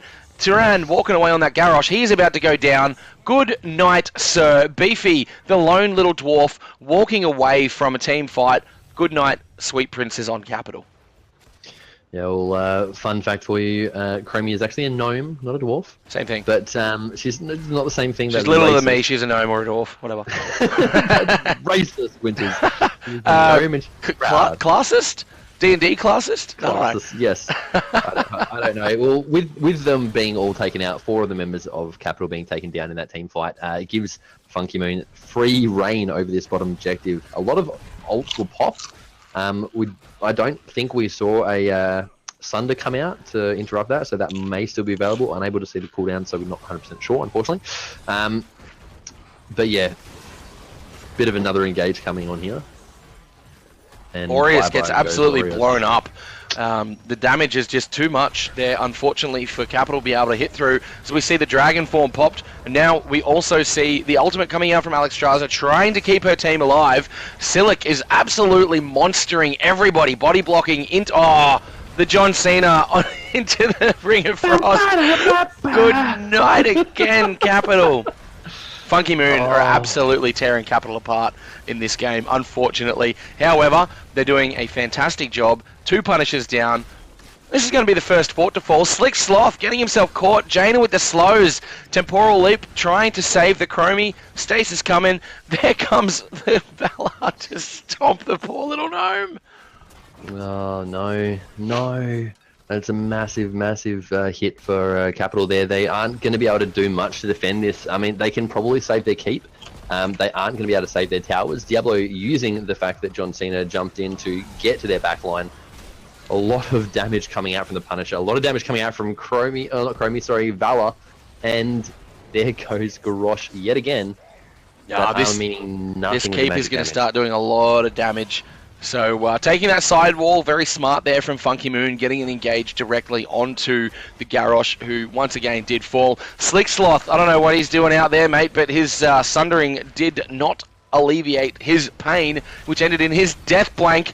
Now we've got the jet propulsion onto the Sonya. She's going to try and walk away. Bot Silic now tanking this keep, but it's going to fall, opening up a very big early lead there in terms of 3 levels blank for Funky Moon. Yeah, 3-level advantage, almost 2 talents with Funky Moon being slightly close to picking up that level 16 talent. Massive talent advantage if they can pick that up and get a bit more pressure going on the map. I can see them running around grabbing camps. That's probably a good idea. That bottom lane is going to start taking catapults soon, which is going to look very, very worrying for Capital if they don't do something quickly. Getting the camp up the top lane is a little bit premature again. But they're doing the same thing. I don't know what else they can really do with that being the only camp left on the map. Possibly just trying to take it away. Taking it away from Funky Moon is what they're doing. They understand that they are now 2 talent tiers behind. Valor gets caught in the temporal loop. The timing from the Chromie is no good, but Valor still pays the ultimate price with Goodnight Stump God. Botsilic getting thrown into that keep, taunted. The Lot of Terror falls. He's going to be back in 3 seconds with no more souls. That is going to be a little more difficult for him to recover at this point in time. Now blank. That could be what they needed to start turning this game around. They're still in it. Yeah, that's exactly right, Winters. They needed something to get back into this game, and that team fight was exactly it. They managed to... We've got to watch out for the flip over the wall here, but they managed to take out those 2 picks. Yes, Botsilic is back, but he has no souls, as you mentioned. And they can do a little bit cleaning up of the map before they hopefully get themselves a little bit closer to level 16 before the next objective is up, which isn't too far away, Winters. That's right, mate. It is 16 kills to 3 at this point, with those 2 kills coming in for Capital just now. So very, very big difference in the experience levels at the moment. And we're just going to have a quick look at the talents. I'll bring those back up there. So Funky Moon already making a quick rotation. Looks like the Aureus is going to get caught out. Good night, buddy guy. Even with the Whirlwind on 5 members, he was unable to sustain himself. Maybe should have leapt out, but didn't take leap, took Wrath of the Berserker. So no escape there, unfortunately. Yeah, well, I mean, this knowing that all of Capital are in the bottom lane gave them free range to just take that top fort, giving them a little bit more pressure. I can probably see them rotating down to that mid lane, getting that mid fort as well. This is going to give them a lot of map pressure and advantage going into this next objective phase. I don't see, unless some miracle, they can pick up 16 quickly. Capital coming into this one. Oh, Temporal wow. Loop going down. Temporal Loop coming in on Stumpy, and a little bit of a cheeky vault away. So dodges all that damage there. Beefy not quite 100% accurate on the Dragon's Breath or the Sandblast. So Funky Moon are playing very, very smart and very well at the moment here. Blank. Yeah, well, I mean, the thing about Valor is she does put out a lot of damage, but she also takes a lot more damage. So with the build she's gone a Hungering Arrow build, which means she can pop off and kill some of those lower HP targets really quickly. But as you can see from Beefy, he's already stacked on his Sandblast, so he's got his stacks already. And he can put out some serious damage onto Valor. And if you have a look at now Electro Games as well... There we go. That Malfurion silence there got them, netted the kill onto Jaina for them. However, the Sonya did fall as the entire team there of Funky Moon turned and blew him up. Chim. Ultimo also in a lot of trouble here. Vala taking out the Alexstrasza from range. The Wing Buffet did not, in fact, save her whatsoever. Tyran also falls on that Garrosh. We're down as a 3-1 trade. Once again, with Slicksloth Wind Furying his way out, waving his little orcish arms, "Get me out of here!" Or probably, begging the elements or something to save him again. We got Sonya back up in the on the side of Capital, but we've got John Cena once again, who's about to come and hurt the next person that tries to walk up to him. It's going to be Slicksloth. Nope. No. It's going to be Horus. It's Horus. Thought the Thrall overstepped his boundaries just there. Slick still taking a boatload of punishment coming in from the Diablo and the range damage and the poke.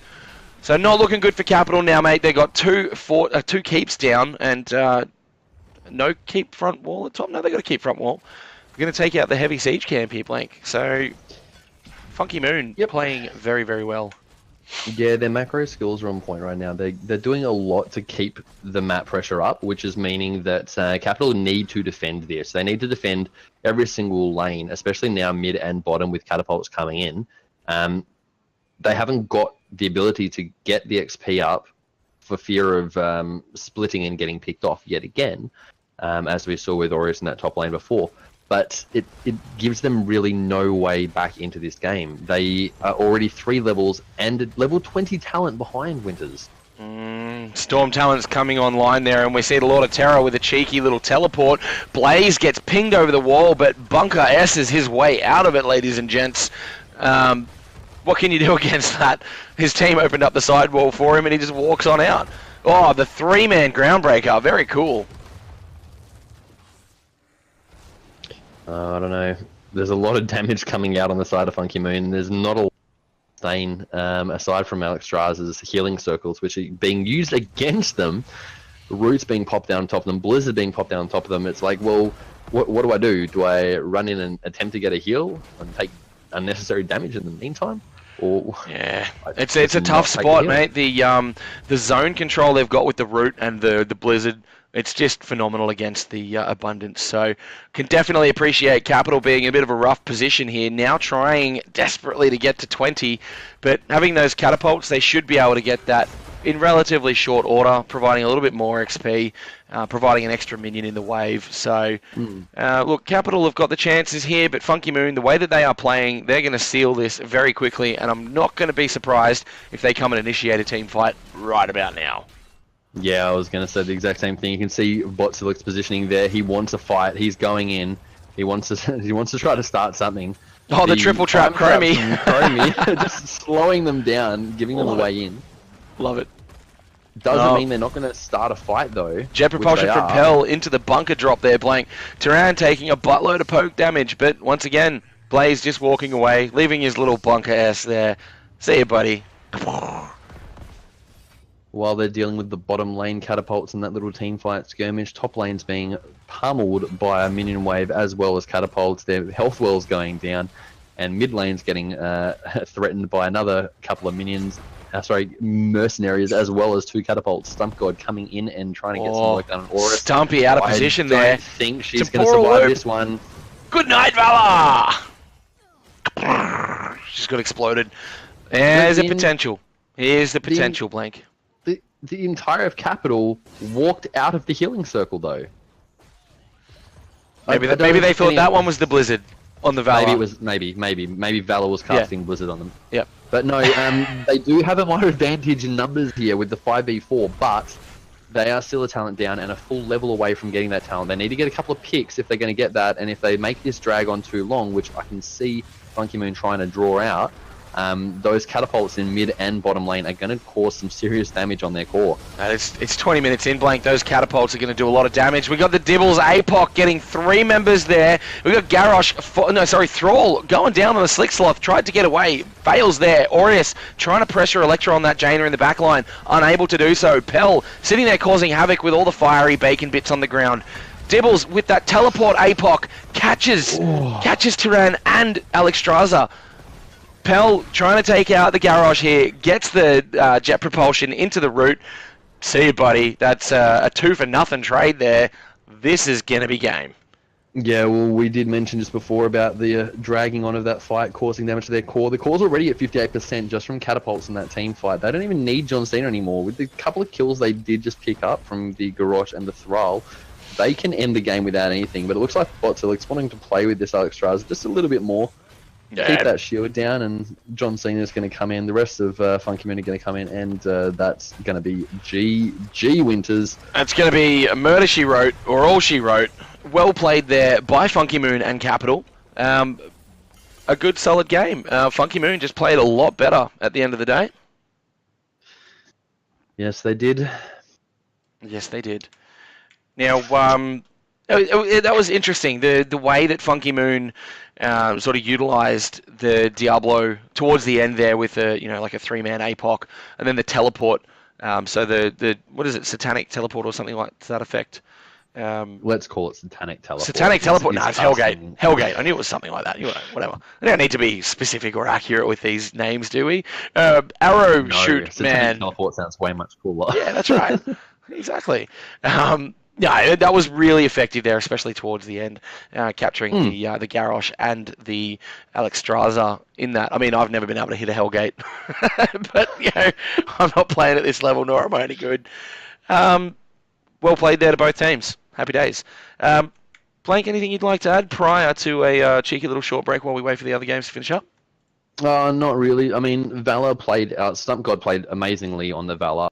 Expected her to get picked off a lot more often than she did. I mean, she did die 3 times, which is the most on anyone in their team.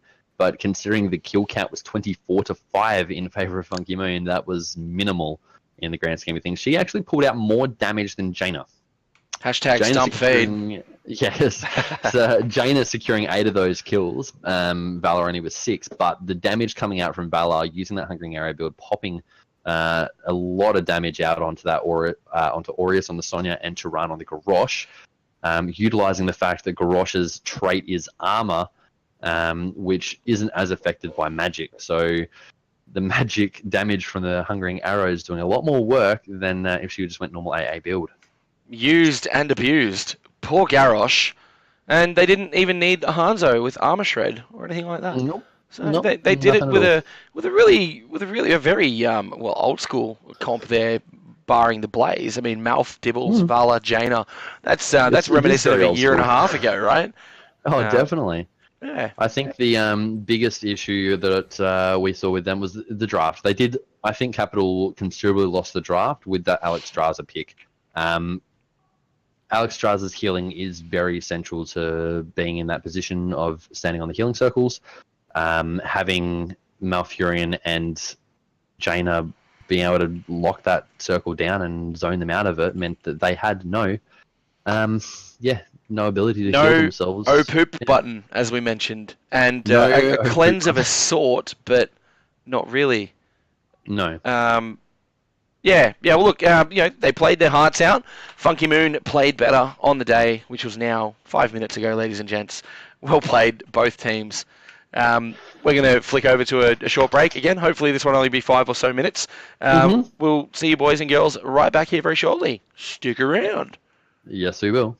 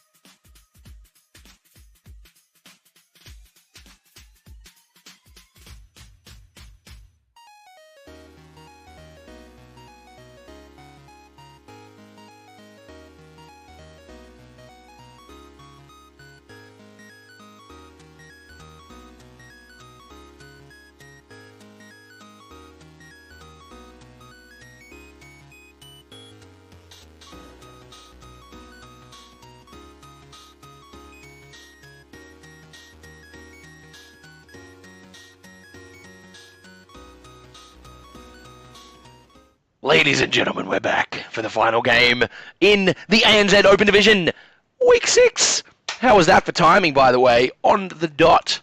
On the dot transitions, people. Joined in Japan, we've got Mr. Blank HotS, who has been doing a fantastic job in keeping me company, and you guys company tonight. And we have got... I can't hear you. You can't hear me? Oh, sorry. Sorry, ladies and gents. I was talking to you guys, but I didn't actually use my push to talk, so Blank couldn't hear anything I was saying. There's the first stuff up for my streaming, casting, producing gig for the ANZ Open Division. Sorry, boys and girls.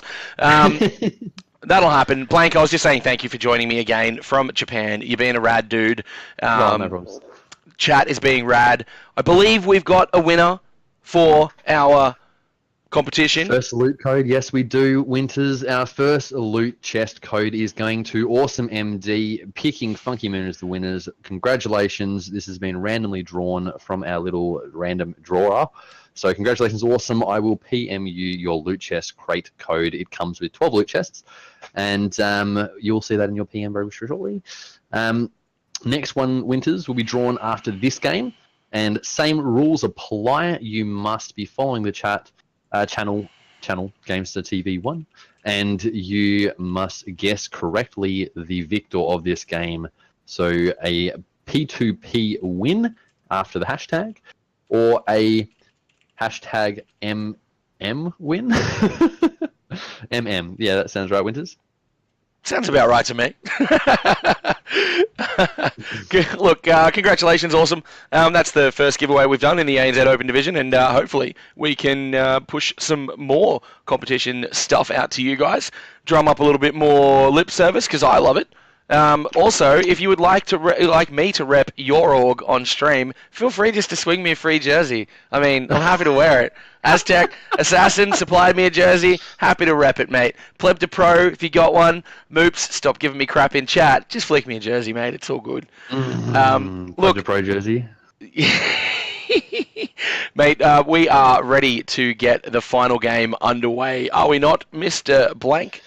Yeah, so we're pretty much ready to go. We are heading to Sky Temple, and as we mentioned, we are playing teams are playing Morton's Monkeys versus Pleb to Pro.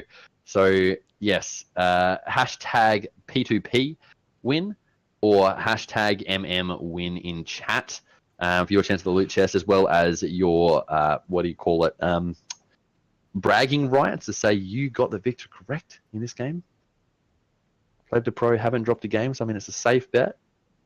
Hashtag damn bragging rights. Mate, if there's any teams up there that are able to take out Pleb to Pro, which I want to see. I want to see Pleb to Pro taken down a little bit, right? Just a smidge. Mitzi's got a bit of a mouth on him. Just a smidge. Look, both teams comprised of high solo Hero League team members. But that doesn't really mean squat in team-based comps. So, if anyone's able to do it, I reckon it could be Morton's, and we may see it here first, ladies and gents. So let's kick this one off and get it underway, Blank.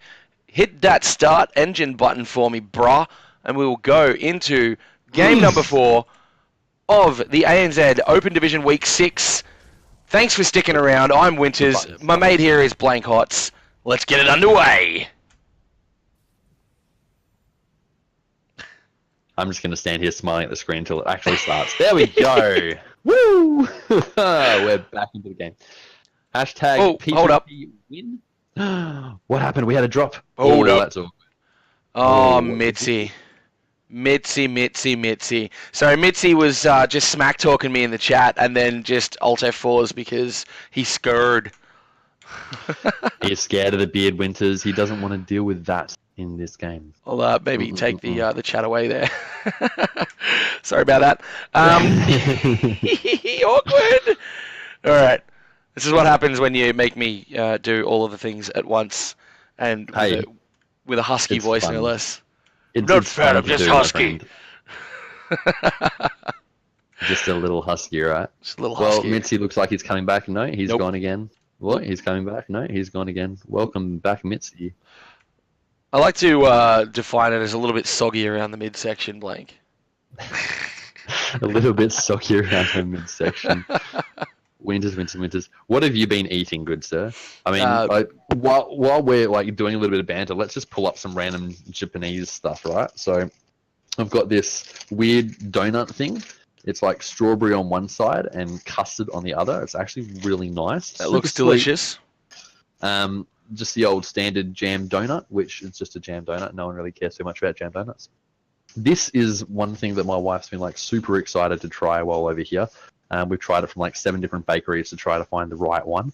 But melon pan, it's basically just bread, like that's really crispy on top, really soft inside, and it's got sugar covering it. They're pretty amazing. That sounds delicious also.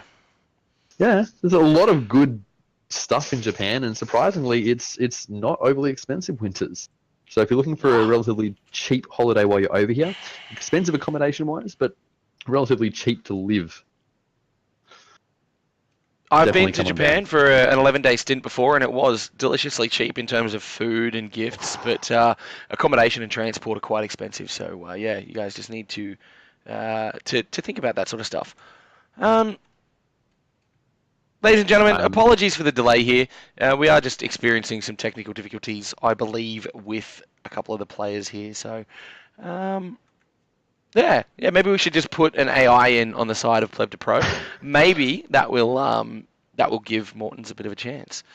Moops is disconnected as well now, which is... so we're seeing a little bit of some internet connectivity problems, guys. They shouldn't be too long. Apologies for the delay. I haven't disconnected yet. I'm not even in the country. It's because Japanese internet is so much better. But I'm playing, well, if I was playing, I'd be playing on 300 milliseconds ping. It's disgusting. I have tried. Hashtag ANZ internet. Mm-hmm. Just having a look at, see if there's been any information in other channels as to what's actually going on and whether or not we have Pleb to Pro showing up to this game or not. Nothing out of the ordinary that I can see. Nope. Do I need to kick us to a short break, Blake? Let's cut to a quick 2-minute break, Winters, just to be on the safe side while we get this sorted. Apologies again, guys. Don't forget, while you are waiting, hashtag P2P show up. No, P2P win in chat. Or hashtag MMWin in chat for your chance of winning this second Loot Crate chest codes. Boys and girls, we will be right back. Apologies for the delay. Internet sucks in ANZ. We all know that. So stick around. We will be right back with the next code giveaway after the game. Short break. We'll get these guys back in the lobby and we'll kick it off. Bye.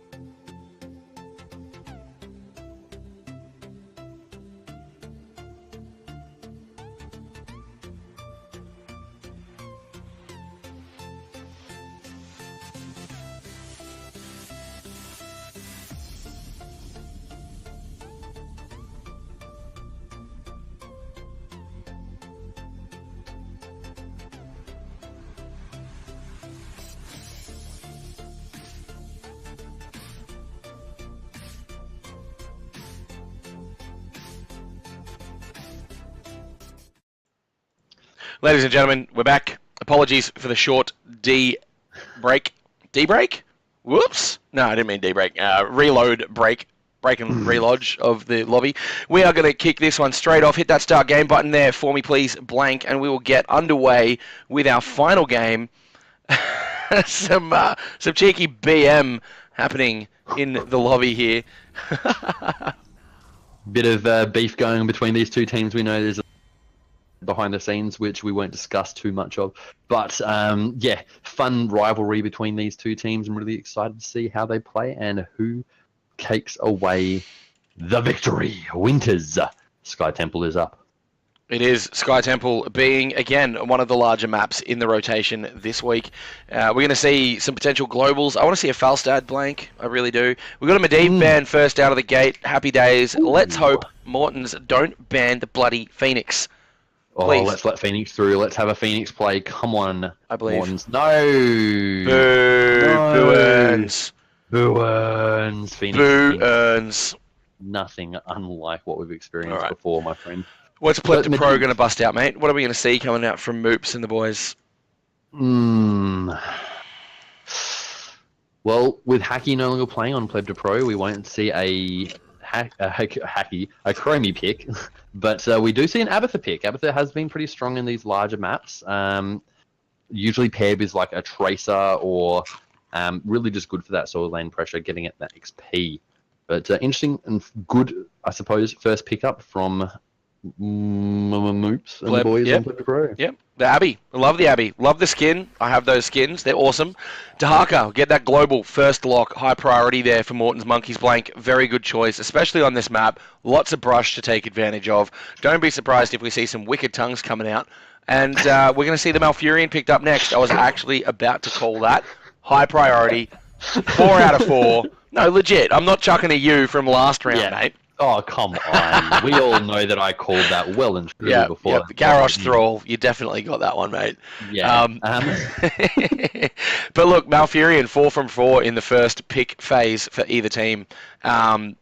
Great stuff. Shows the priority on the hero. If they do not, if Plepto Pro don't pick up a Stukov here, then they're going to be limited to their healing. But I've seen them play the Rhaegar. I've seen them even play an Oriole. They're doing pretty damn well without him. Well, I mean, is there something about Malfurion that I don't know? I mean, he's always strong, but I mean, he's been first picked every single game tonight, like in the first round of picks, which is not usually the case. I mean, we see a lot more priority on the Stukov than Malfurion most of the time. But hey, that's nothing to quip about. Malfurion has been pretty strong. Speaking of Mouse, we've got a Malthael on the opposite team being picked up by Plepto Pro. I'm doing a disco here. Malthael is pretty good at taking down those tanks. A lot of decent wave clear in terms of the solo lane, and paired with the Arthas, they're not looking to take any prisoners here. Winters. 0 prisoners required. Arthas wanting to get the slows and the lockdown. Solid counter for any real melee hero here, Blanky. Malthael being picked up is quite interesting. So they're already threatening a heavy engage. You know, most people not going Tormented Souls and going for that super execution ult. Forgot the name of it right at this moment. Last Rites. Yeah, there we go. It's really that difficult to remember because no one ever used to take it. But look, Last Rites is great to destroy a Dahaka, or it's great to destroy a Garrosh. Doesn't care about your armor, it just wants % life damage and it will take it. So, interesting. I'm sure the boys in Plepto Pro know exactly what they're doing, but double Malthael with Abathur, potentially. That could be a thing. You know, double HP life reduction and double annoyance. You know, that sort of stuff. So we see Genji banned out from the side of Morton's Monkeys. They don't want to deal with the dive, which is probably a really solid choice given the Abathur. Double Genji is even worse. And nobody got time for that. Yeah, well, I mean, it shows that they don't want to pick up the Genji because they do have first pick after this ban phase. So not wanting to have the Genji, not wanting to deal with the Genji, as well as that, the ETC ban come out. So Plepto Pro don't want to deal with that either. Where are Mortons going with this one, though? You wanted a Falstad. We've already got one global in the Dahaka, plus a frontline, plus a solo laner, technically speaking. They don't really need another solo laner. But the global from Falstad does come in handy, especially to deal with that Abathur pushing, because the Abathur split push gets them a lot of XP, and it can tip the scales in their favor really quickly if it's gone unchecked. Yeah, absolutely right. So we're most likely going to be seeing the 4-man rotation between mid and bot coming out of Plepto Pro, with leaving that Abathur up at the top. The way to counter that is to also have a really solid global with Dahaka, right? But he doesn't really counter an Abathur per se in that respect. He's got the ability, but he's only got that ability sort of once every couple of minutes. So interesting pickups here. The Hanzo and the Tychus. Tychus coming out to try and deny what could potentially be a Blaze or some other kind of heavy initiating tank coming out for Plepto Pro. And no doubt they'll follow that up. Oh, unless they're not going for a support comp and they're going to play support Abatha. I wouldn't be surprised. That could be interesting. I mean, support Abatha has been picked up a couple of. We've seen it paired. Expect anything less than a Tracer to this rotation. The Tychus does deny a lot of that killing potential for the high HP heroes that Malthael also brings out. So they're trying to potentially counter that at the same time as remove it from the side of Pleb to Pro, so they can't pick it up in this rotation, knowing that they need another tank as well. In the riggedy rotation. Yeah, so what are we going to see here picked up for the last two? Probably a tank and, well, if they're going for that single support, we'll find out in 3 seconds. Oh no, here comes the Rhaegar. And Tracer! There's the Tracer, I did call it. Yeah, I called one. Yeah, you did, buddy. We got it. That's very interesting. I'm expecting a Diablo now. Just to pair up well with the... Or... Oh, we need to see something to lock that Tracer down, mate. We need lockdown. You can't just let Tracer dance around your backline. Hanzo and Malfurion will just absolutely get demolished, especially at 16, if it gets to 16. So, yeah, I'm a little bit concerned for Mortons at the moment, Blake. Have you not been watching the HEC International? Diablo is a Tracer counter. Yeah, if you can get with... I can never get within range of her. Well, I guess I'm just a shit Diablo. No, you're right. It's got the auto-target charge and lockdown and then condemn. Not condemn. Yeah. Condemn. There you go, Johanna. There you go, condemn, Joanna. Yeah, nice. Right. She's got the stun. She's got the blind. Blind does a lot of work against that Tracer. Mitzi on the Tracer. Interesting to see. Obviously, we've got... we'll talk about who's on what later on. But good drafts from both sides. I don't see any clear winner here. I think that early game, Mortons are going to bully them a little bit. And if they can get the advantage in that early game, then this could snowball out of proportion. But if Pleb to Pro can keep on top of the soak with the Abatha and the 4v5 team fights earlier game, then they may just come out on top on this one. I'm going to put my money on Mortons this game, Blake. I'm going to be controversial, ANZ, Open Div, Folk, and Fam. I'm going to put my mouth where my money should go. No, I'm just going to call Mortons for this game. Okay, I want to see it happen. you're going to type hashtag MMWin in chat for your chance at the crate? You know it. Well, I'm going to have to counter that. I'm actually going for Pleb to Pro here. They've not dropped a map this entire season, so I'm not expecting to drop one now. I'm going to be typing hashtag P2P win in chat for my chance at my loot crate, and I won't have to give it to anyone. Yeah. You don't get to keep your loot crate. If you win it out of the randomized draw, you're giving it to me. No, that's so I can give it to someone else in chat. No, oh, come on. Altruism, mate. Altruism. Well, we'll see how the game unfolds in the coming minutes. Mate, interesting. Mitzi must be playing on some kind of reworked Nintendo entertainment system with the way that just loaded for him, man. So instead of Arthas, all he can see is a stick figure with a cardboard box on his head. Poor Mitzi. We need to organise him a new PC. Ladies and gentlemen, this is the final game for the evening in the ANZ Open Division of Week 6. We've got Pleb to Pro fighting out of the red corner with Mitzi on that Tracer. Firstly on the Malthael, Vicarak on the Arthas, Petrox on the Abatha, he will hat you, and finally Moops rocking the Ray Gizzle. Blank, who's on the blue team? Well, the blue team are your boys, Morton, Monkey, Hanzo being played by Mort, Icus, Diablo being, Dihaka being played by Bullcrow, Kermit on Joanna, and Frequality on Malfurion. But in the meantime, what's happened? Mortons have taken down firstly there, absolutely demolished the Malthael, thinking he might have had a little bit more self-sustain than he actually had. Well, firstly being the first death of the game, first kill to Mortons, and that's first blood going over to the side of Morton's Monkeys Winters. Yeah, very apt. And look, people have got to remember, and I'm sure Pleb to Pro know this, your healers in the very early stages of the game can't really heal much. So if you're expecting a Rhaegar with an 8-second cooldown on chain heal to keep you alive, you best rethink your strategy, boys and girls. Especially when you're going for a 4v5 team fight in the middle there. Yeah, Abatha early game, again, lends really not much to a team fight. His value's added elsewhere, boys and girls. So, yeah, please, be kind to your healer and your Abatha. Look, we've got Rhaegar on there, moves on the Rhaegar, taking the siege camp, but Mortons are trying to sniff that out. Getting a little bit of a lockdown onto Vicarak there. Mitzi jumping in with that pulse bomb early on. Doesn't take Quality down due to the lackluster performance of that early on. It may as well be just a melee hit, ladies and gents. Blank. No, The invade worked.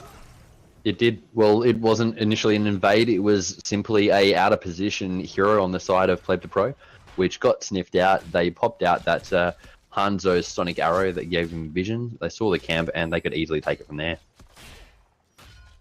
You are absolutely right. And now they've taken that. That's going to be something that Pleb Pro have to deal with, while Mitzi looks like he is trying to get as much poke value and picks off as he possibly can, using Abatha as a little buffering tool. Yeah, Morton's now picking up their own siege camp here on the bottom. Morton just trying to poke a little bit of a cheeky Sonic Arrow out there to scout what's going on. Vicarak and Mitzi are going to make their rotation up to the mid lane and just leave this bot lane alone, which is a little bit interesting. Maybe they're just going to rotate there for a little bit more experience. Malthael, on the Pleb to Pro side, is trying to hit up this night camp to apply a little bit of pressure early on. What talents are we looking at the moment? Well, nothing, again, out of the ordinary. Abatha has gone for that healing talent, so regenerative microbes at level 1. Giving a little bit more health to the target, as well as sustained carapace, so increasing the shield amount of Symbiosis carapace by 40%, allowing it to persist after carapace ends. So you look for that Abatha being played by Petrox to be popping on and off of heroes constantly throughout team fights and throughout the game. Yep, so going the Carapace build, solid choice. Oh, we got a cheeky little untouchable pick up there from the Tracer. Mitzi, that's a little bit ballsy. Yeah, I mean, untouchable isn't something that's often picked up by Tracer. I mean, it's a strong... Definitely worth it, and if you can get your stacks up quick enough, then again, definitely worth it. In high priority games like this, where you're playing against another, let's say, equally skilled team, the kill count is going to be rather low. At the moment, we're 3 minutes in, there's only been 1 kill, and that was that pick at the very, very start to Malthael, who was a little bit out of position. Indeed. So we haven't seen any recurrences of that. The 1 kill, as you say, Blank, and that was ultimately nothing in terms of a big XP win or boost or anything like that. Both temples going over to both teams with no contestation, which is very interesting. We saw Tracer down here with Mitzi trying to anchor, maybe waiting for a cheeky rotation. We've got some interesting pushing happening down here with Moops and Vicarak on the bot lane, and a counter push in the mid lane with pretty much all of Morton's just hanging out here, taking out this mid fort. Now, I mean, I like the way Pleb to Pro played this one a little bit better. They used Tracer as, like you said, an anchor, not so much to get picks, but clearly to scout out some vision for the guys pushing in that bottom lane in Pleb to Pro. Pushing in that bottom lane, we all know that the next objective is bottom lane. Taking out those front towers, the wall, the gate, and the healing well means that they've got less sustain coming into this next objective phase. Morton's taking out the mid fort. Yes, it gave them that XP back that they would have lost if they'd lost that bottom fort and what they would have lost in that bottom lane, but it's not going to give them any sort of advantage going into this next objective phase. No, it won't, but picking up their night camp on the top lane will do just that if they're tactical about the timing, but looks like they're going to pick that up straight away before that bottom temple kicks off, so interesting.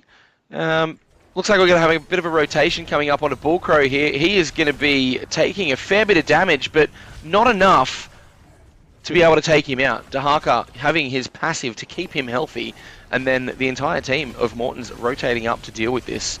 We're going to have a team fight here. That is a massive wicked tongue onto Vicarak there. Vicarak is going to fall. Mitzi with the Abbey hat. No heals for Vicarak, unfortunately. So, interesting. Good little pick up there from Morton's. That's 2-0. Would it be mean of me to say Vicarak died for this, guys? Maybe.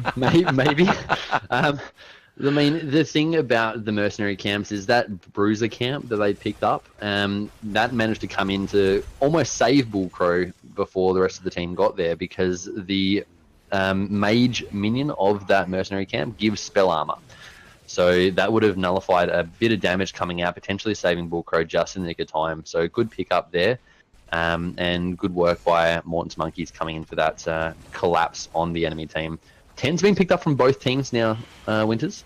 Yep, and it looked like Tychus and Dahaka were holding onto their ults for a second. Look out, we've got Vicarak getting picked again. The Dragon's Arrow comes in, stunning 2 members. Ancestral goes out onto the Arthas along with his ghouls. He's not going down for a while. Mitzi down to half health, reduced armor. Got the Abbey hats on there, getting a bit of a heal, getting a bit of a Carapace shield. Got a 2-man root down there with a cheeky little Howling Blast from Arthas. Firstly, making his way into the fight, and that is going to be all she wrote, folks. With a couple of ults being burnt, but ultimately no gain being held by either team. Yeah, well, Odin's still being held on by... Odin has been... We've still got Ancestral. Sorry, not Morton's Pro.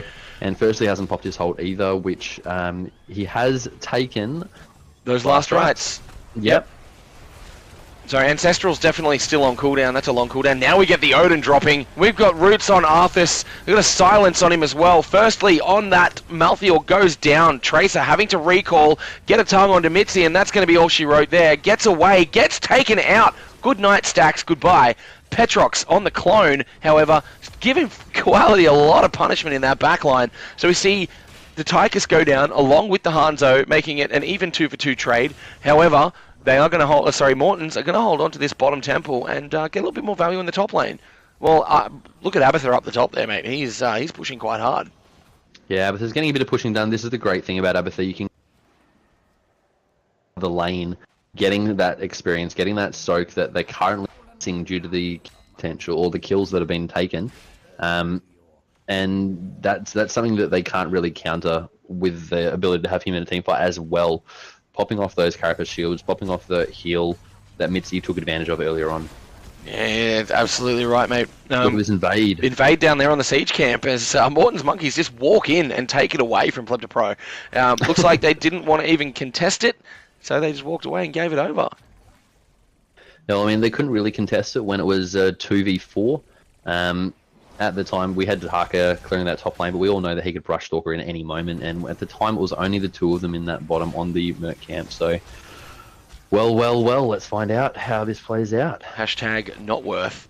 Hey, look at that. Malfurion's picked up the broccoli with the little Santa hat. I've not noticed that one before. That's very cute. 4 stacks on that and counting. That builds up over time, ladies and gents, to create a little bit of irritation for your team. So, interesting talent. I tried that out in Hero League and failed miserably. But that's me.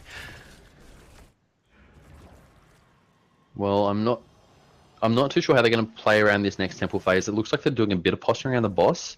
And, I mean, Malthael's got to clear that top lane. So, Morton's... Look at where Kermit is right now. They've got vision of him. Mitzi's hiding in the bush, waiting for a rotation. Look, Morton's just going to walk straight past him, and Mitzi's He's going to get pulse bombed right in a moment. It's a dead Morton. Wow. Mitzi sitting there, being patient, playing the long game, just Chinese bush meta, mate, and got a Hanzo for his efforts. 3 kills over to Morton Monkeys 4. Oh, we got the Petrox clone coming out now, so 2 traces, so much damage. The Petrox clone's taking all the fort damage and lasted all of about 3 seconds. Vicarak copping a bit of damage and walking away, but looks like the rest of Pleb to Pro are trying to take out a cheeky boss. Are they going to be able to pull it off without being sniffed out? Oh, they don't know. They don't know it's happening. Yeah, they do. Johanna coming in, going to see a big condemn. Iron Skin popped. Odin comes down. Oh, the Ancestral was on point, but Rhaegar goes down. Good night, Moops. The Twilight Dream, taking out the Arthas. No ghouls for him. See you later, Tracer. Reset those stacks again, Mitzi. Unlucky, buddy. And once again, Morton's Monkeys walking in to a free mercenary camp. 2 temples up. 3-for-0 exchange there, Blank. This is looking like I'm going to win your loot box code. It does. I haven't seen anyone else in chat, and please, no, you can't switch your votes. We do count all of the votes, so if you are switching your vote and you've already voted Pleb to Pro, that's unfortunate for you. You need a hashtag MM win in game if you think Morton's Monkeys are actually going to take this one, which it does look like they are. They're pushing pretty hard with this boss on the keep. and Dahaka just getting that middle objective at the same time. Mate, in the wise words of Disconcur, I think it was a quick game is a fast game, and this is looking like a fast game, ladies and gents. We got the Petrox clone down again, so Double Tracer coming at you, jumping onto Crazometer on the Tychus, getting a little bit bullied there, instantly going to lose a boatload of health. Condemn comes in comes Firstly, doesn't have the Tormented Souls to spread around his dirty, dirty poisons. This is just going to be a push away and a walk away from Morton's Monkeys. So I don't think the game's going to go down that quick. To be honest, Blank, I think Pleb to Pro have got a lot more to show in this, and they're just waiting for that 16 talent tier to kick in.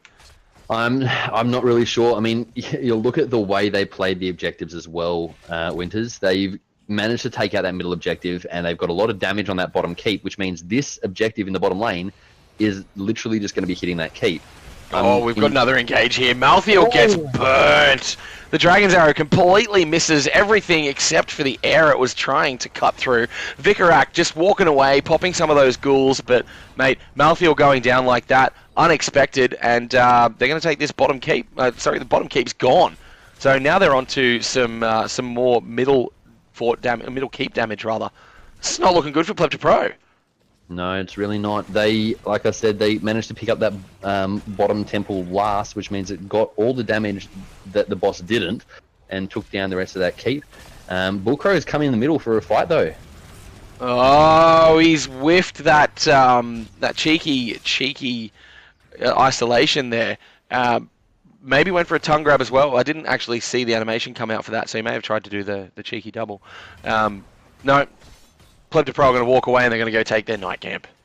I mean, now they're already taking, like, keep shots. There's not much that can be done. I mean, Abatha did take Mule, but that means nothing if the keep's already dead. Yep. Can't repair something. You cannot kill that which is already dead. So not going to help the Mule. It will help on the core if they do get the shield down, and then they can regenerate that a bit quicker and give the core back a little bit of life. Oh, look at all these wins flowing in through the chat, mate. This is a little bit rubbish. Boys and girls, it's too late for you. You can't switch it now. You can't swap it up.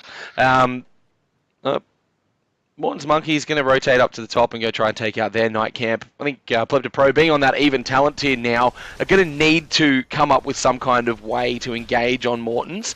And it looks like, I thought they were going to flank down and try and take out that keep wall fortification, but that's not going to happen. They're going to need to regroup. What's the timer on the boss? 1:20. So they may be waiting for that.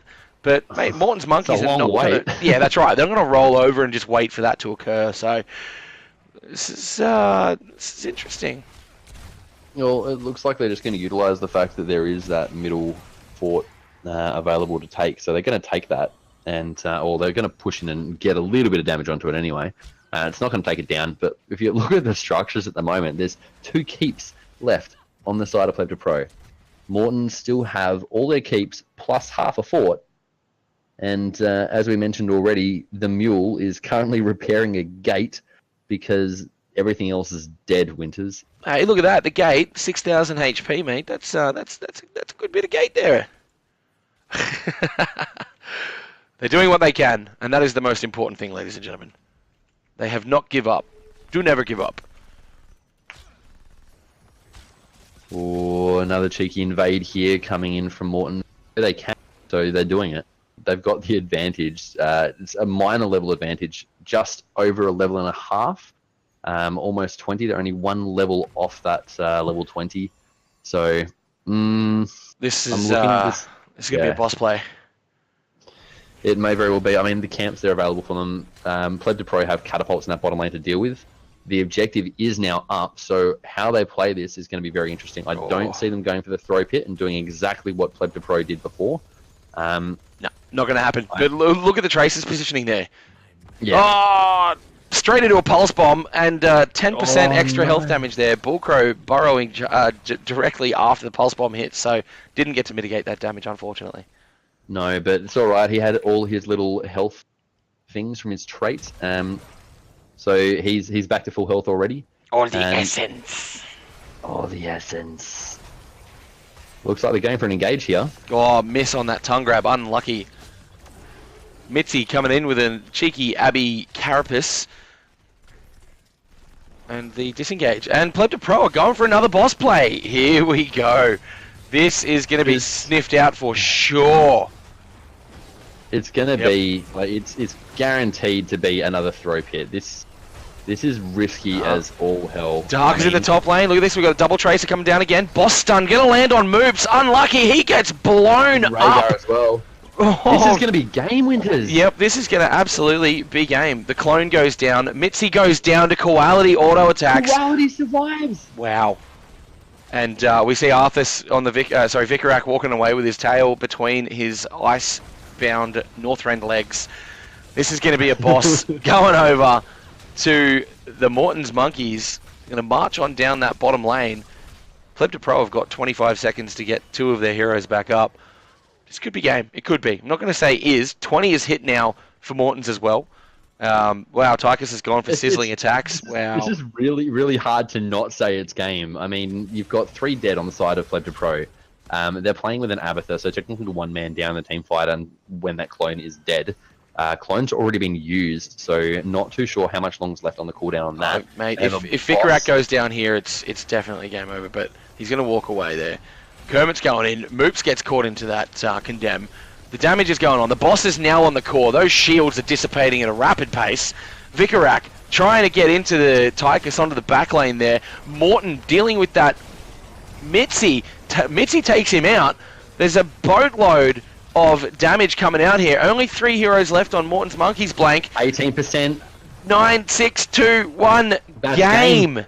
Morton's Monkeys have successfully taken the game from Pleb to Pro.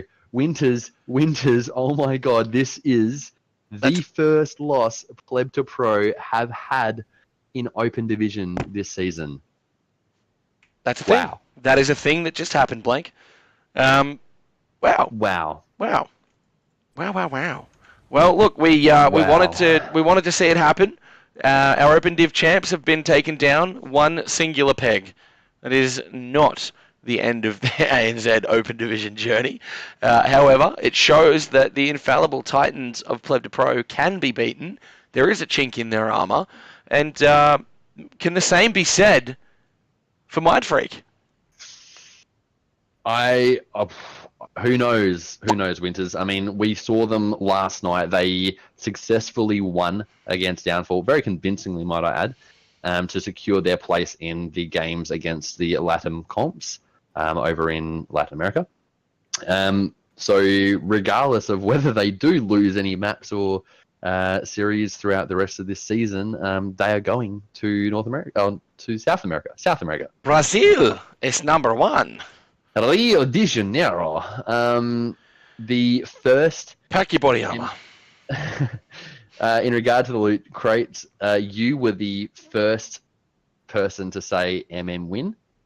So I'm going to get you to give out the winning code. The only other people who hadn't voted for another team first, I'm just having a look now to make sure that no one's doubled up. Michael, you were going to be in there, buddy, but you doubled up. EJ actually voted MM win. It looks like it might be Holy Grail. No. Do you want it? Nope. We've got real Nibamitsi. Mitzi, who is on... on Pleb to Pro. Yeah, okay, Yeah. I didn't realise that was actually Mitzi. All right. Nope. I've gone through Does it count, or is he just troll picking, right? I don't know. No, we can't give it to any of our games. So Avexium and EJ, sorry, you're out. Michael changed his vote. He was originally Pleb to Pro win. And you as well, being an admin or caster, production, everything at this point in time right now, my friend, are ineligible. So it looks like it's going to Holy Grail, Winters. Holy Grail it is. Congratulations, Holy Grail. Enjoy your 12 shiny new loot boxes. In response to Awesome's request before, Blake, bloody hell. Blake, Blaze, Blank. Blaze. Too many blah names. Blank will DM that over to you in your Twitch channel, and you will then need to enter that into your Battle.net account. Blank, thank you so much for joining me tonight, mate. All the way from No problem. Japan, while you're on holidays with your beautiful wife next to you, taunting you. You're still sitting here hanging out with us in the ANZ Open Division. I truly appreciate your time, mate. I'm sure the guys on the other end of this terrible 480p stream also appreciate your time, because I do, mate. So thank you once again. No problem, my friend. Appreciate it, mate. Boys and girls, everyone, have a lovely night. Thank you for sticking around with us. Hope you enjoyed the games. We will see you next week for some more Open Division, and hopefully not streamed in 480p. I'm going to try and set up a rig at somewhere with better internet. However, go to my plate, mate. Go to my place. Yeah, there's too much to take up there, I'm afraid. Just use my rig. Oh, you can use your rig. Yeah, that's true. Yeah, use my rig. It's fine. Maybe I'll go do that. Perfectly fine. I'll give you my keys. Go hang out with Eli. Oh, he's not there at the moment. Oh, boo earns. All right. Boys and girls, thank you for sticking around. I have been your bearded monstrosity Winters. This has been Blank HotS. You guys have yourselves a fantastic Wednesday night. We'll see you tomorrow night for the Premier Division. Yes, we will. Bye.